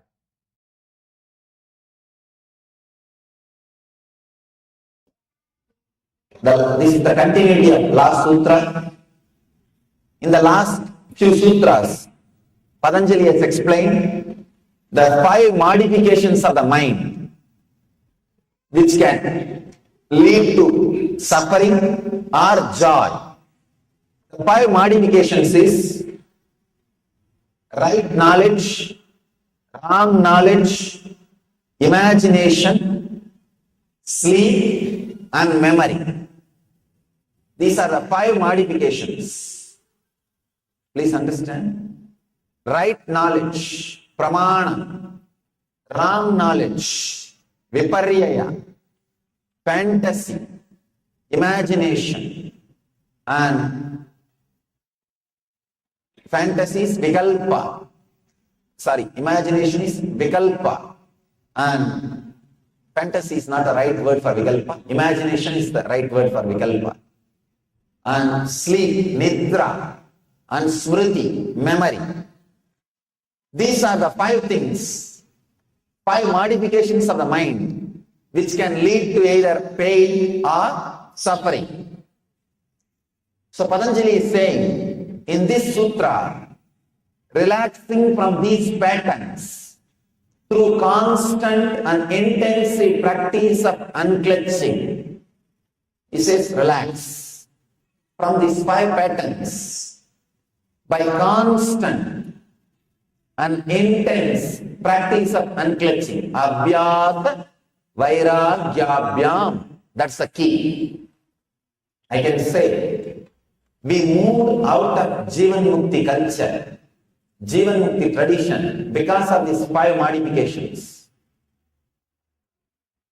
Especially the imagination, sleep and memory. These 3 modifications. These three put together, we may call it as wrong knowledge. Many times, we have wrong knowledge about the world, about us, and about the universal energy. Because of wrong knowledge, we move out of this great Jivan Mukti tradition, this great living enlightenment truth. Patanjali says, come back. Relax from these patterns through constant and intensive practice of unclenching. People ask me, what is the solution, Swamiji? Here Patanjali gives a solution. Abhyas Vairagyabhyam. That's the key. Abhyasa means again and again and again practice. Vairagya means having the strength. Raga means attachment. Vairagya means beyond attachment and detachment. Raga means attachment. Araga means detachment. Viraga means beyond attachment and detachment. Not suppressing. Suppressing is araga. He says viraga, vairagya, understanding. Evolving yourself to a different consciousness, to higher consciousness. Please understand. At the age of 7, you are attached to your toys. Now, do you say you are detached from your toys? No. You are neither attached nor detached. You are evolved. You have evolved yourself from playing with toys. Now you don't say, oh, it's so difficult for me to renounce my toys. No. You don't say, it's very difficult, I have to suppress myself, control myself, and throw the toys, hide it, or I have to escape to the country where toys are not sold. No. You just evolved yourself to the higher plane, to the higher consciousness. You evolve. So, Vairagya with the toys have happened. Same way, raise yourself to the higher consciousness by constant practice, constantly remembering, constantly living these great truths, this great tradition, these great ideas. I can say the ultimate technique for achieving the truth is intensity. That is what Patanjali is saying here. Be intense. Remember, all the good things happened in your life is because you are living the Jivan Mukti tradition. All the bad things happened in our life is because we moved in few places away from the tradition.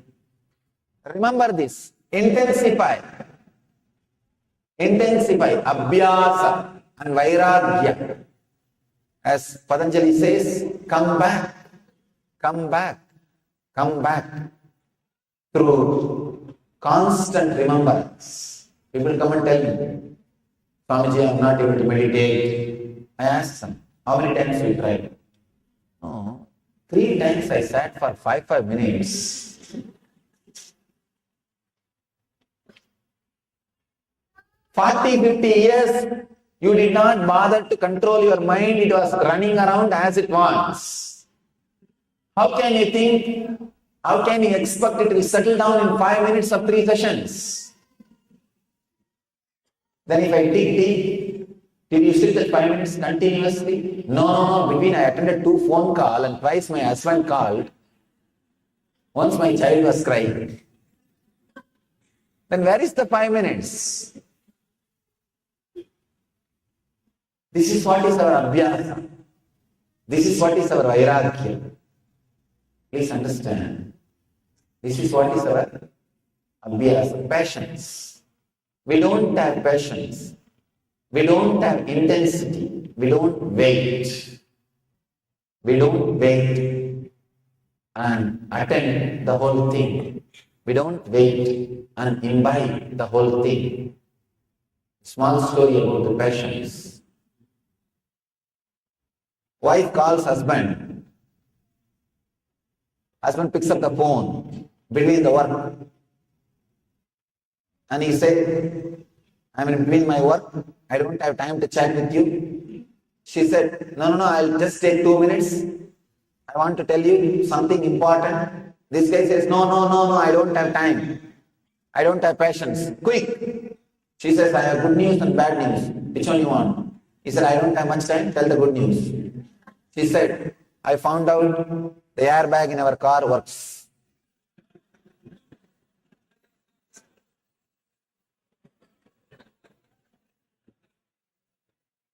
Understand? We don't have patience. We don't have patience to look into the situation, to look into our mind, to live with it. We are suffering too much. We are suffering too much without having patience, abhyasa and vairagya. Without having that abhyasa and vairagya, we are suffering too much and unable to look into the truth, unable to see into the truth. This great word, abhyasa and vairagya, you can say, this is the essence of all spiritual practice, all rituals, all traditions, all the things we do is just to create, cultivate abhyasa and vairagya, intensity and patience. Intensity to do things, patience to look into the things, to wait for the result. Abhyasa and vairagya, either we are restless or we are not intense. Either we are restless or we are not intense. The great truth Patanjali is trying to express today is abhyasa and vairagya. The patience, again and again, even patience may not be the right word. Intensity and again and again trying, constant and intensive practice. Whenever you feel like moving away from Dharma, come back. People come and tell me, Swamiji, I want to give up this habit. But again and again mind goes the same way, what to do. Don't feel too guilty about your failures. Feel at least few times you are successful. Somebody came and complained to me. Swamiji, 10 times I fell. I said, don't bother. 11 times you stood up. That is why 10 times you fell. Remember, 11 times you stood up again. So remember and encourage yourself that so many times you are successful. So many times you are successful. Encourage yourself. Create the intensity. Create the constant practice. The abhyasa and vairagya. Let this become part of you. Whenever you move out of Dharma, out of the Jivan Mukti life, come back. Come back. Again and again and again. Live sincerely. Even once if you are successful, feel joyful about it. Feel blissful about it. Enjoy. Celebrate your success. You will see, you will feel again and again like coming back. Coming back and living this great tradition. Whenever you are successful in following the tradition, celebrate. Whenever you are failure, bring yourself back again. Constantly, intensely practice the Dharma by unclenching from the wrong mental setup. Mental setup of imagination, mental setup of sleep, not only the sleep in the night, the day sleep, daydreaming, unclenching from all that, and memory, the wrong memory. Actually, right memory can lead you to bliss, but wrong memory can lead you to pain. The right memory means remembering to unclench can lead you to bliss. Wrong memory means constantly remembering the painful, suffering, suffocating things in the life.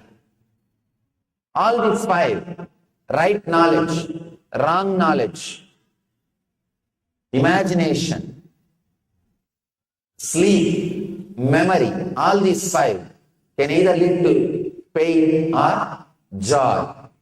So use all the five to go to the joy, to reach the bliss by constantly, intensely practicing unclenching from all these five modifications.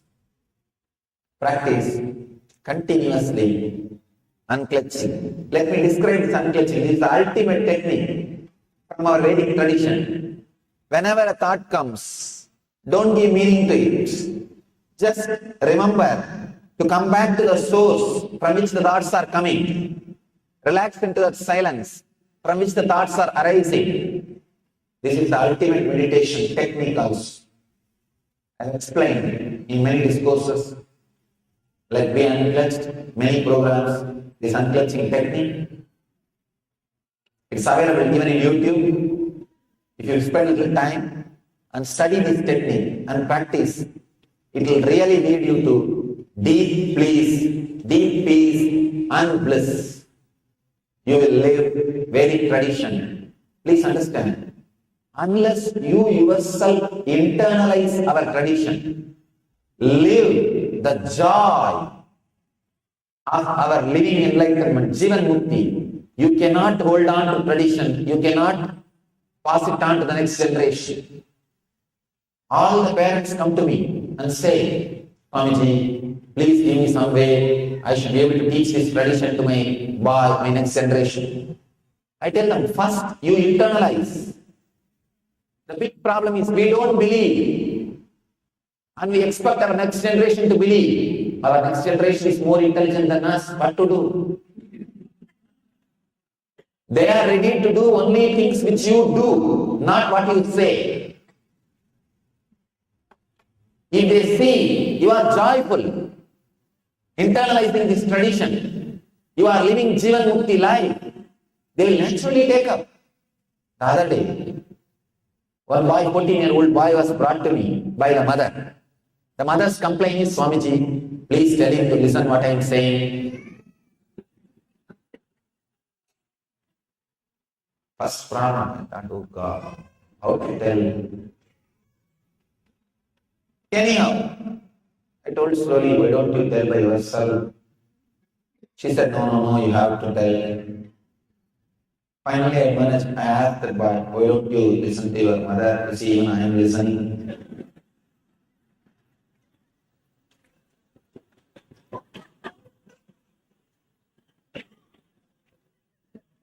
That guy was so sure. He said, Swamiji, she herself is not happy. If I listen to all her ideas, I will also be depressed like her. I was shocked. I somehow managed that boy. I convinced him, but I was not convinced. What he is saying is true. Please understand, if you want to protect our dharma, protect our tradition and Indian culture, first thing you need to do, drink deep the divine juice. Drink that great tradition. Live it. Imbibe it. Read the scriptures. Listen to these great truths. Internalize them. Live in your life. Please understand. There are hundreds, not even hundreds, thousands of rich Indians come to me and they say, Swamiji, please tell me, somehow I want to keep the tradition alive for our next generation. The other day, one devotee went to one temple not our temple, to one temple. The devotee challenged the temple. If you bring one youngster from your community to your temple, I will give you $100,000. They are not able to bring. They are not able to bring their youngsters, their next generation. This devotee said, if you can bring one youngster from your community to your temple regularly, if you can convince him about what you are teaching, what your temple stands for. Sorry, no temple teaches in the Western countries. That's a big problem. Our temples should become education centers, not only worship altars. It should become education centers. All our temples are originally made as a universities. Unfortunately, it has become just worship altars.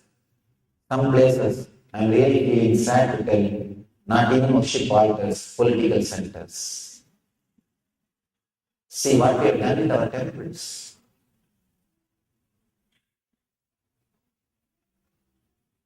Hundreds of rich Indians, they come to me. Swamiji, please tell us some way how to transmit this tradition to them. How to give the family values to them. What to do?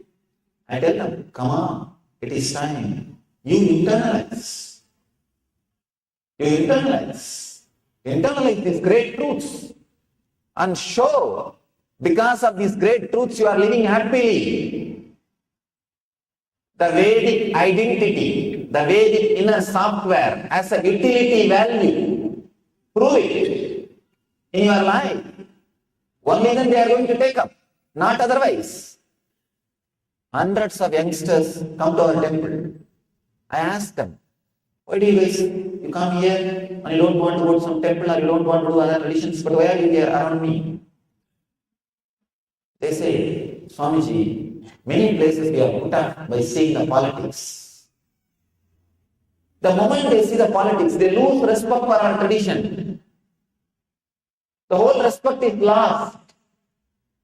Please understand, all we need is we internalizing these great truths. Run the temple for God, not for our pride. Run the temple to hold on to this tradition. Run the temples as an education centers. Run the temple to spread these great truths. When we internalize, we ourselves feel enriched, empowered, enjoying, radiating these great truths.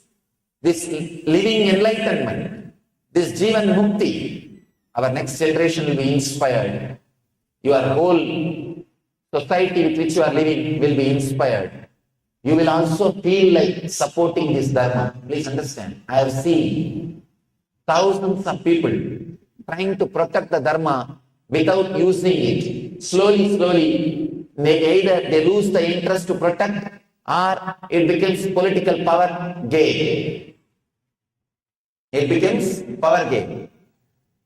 Only if you yourself imbibe by practicing, if you yourself become a meditator, you yourself live these values, only then you will have constant inspiration to protect this Dharma, protect this tradition and share it with the next generation.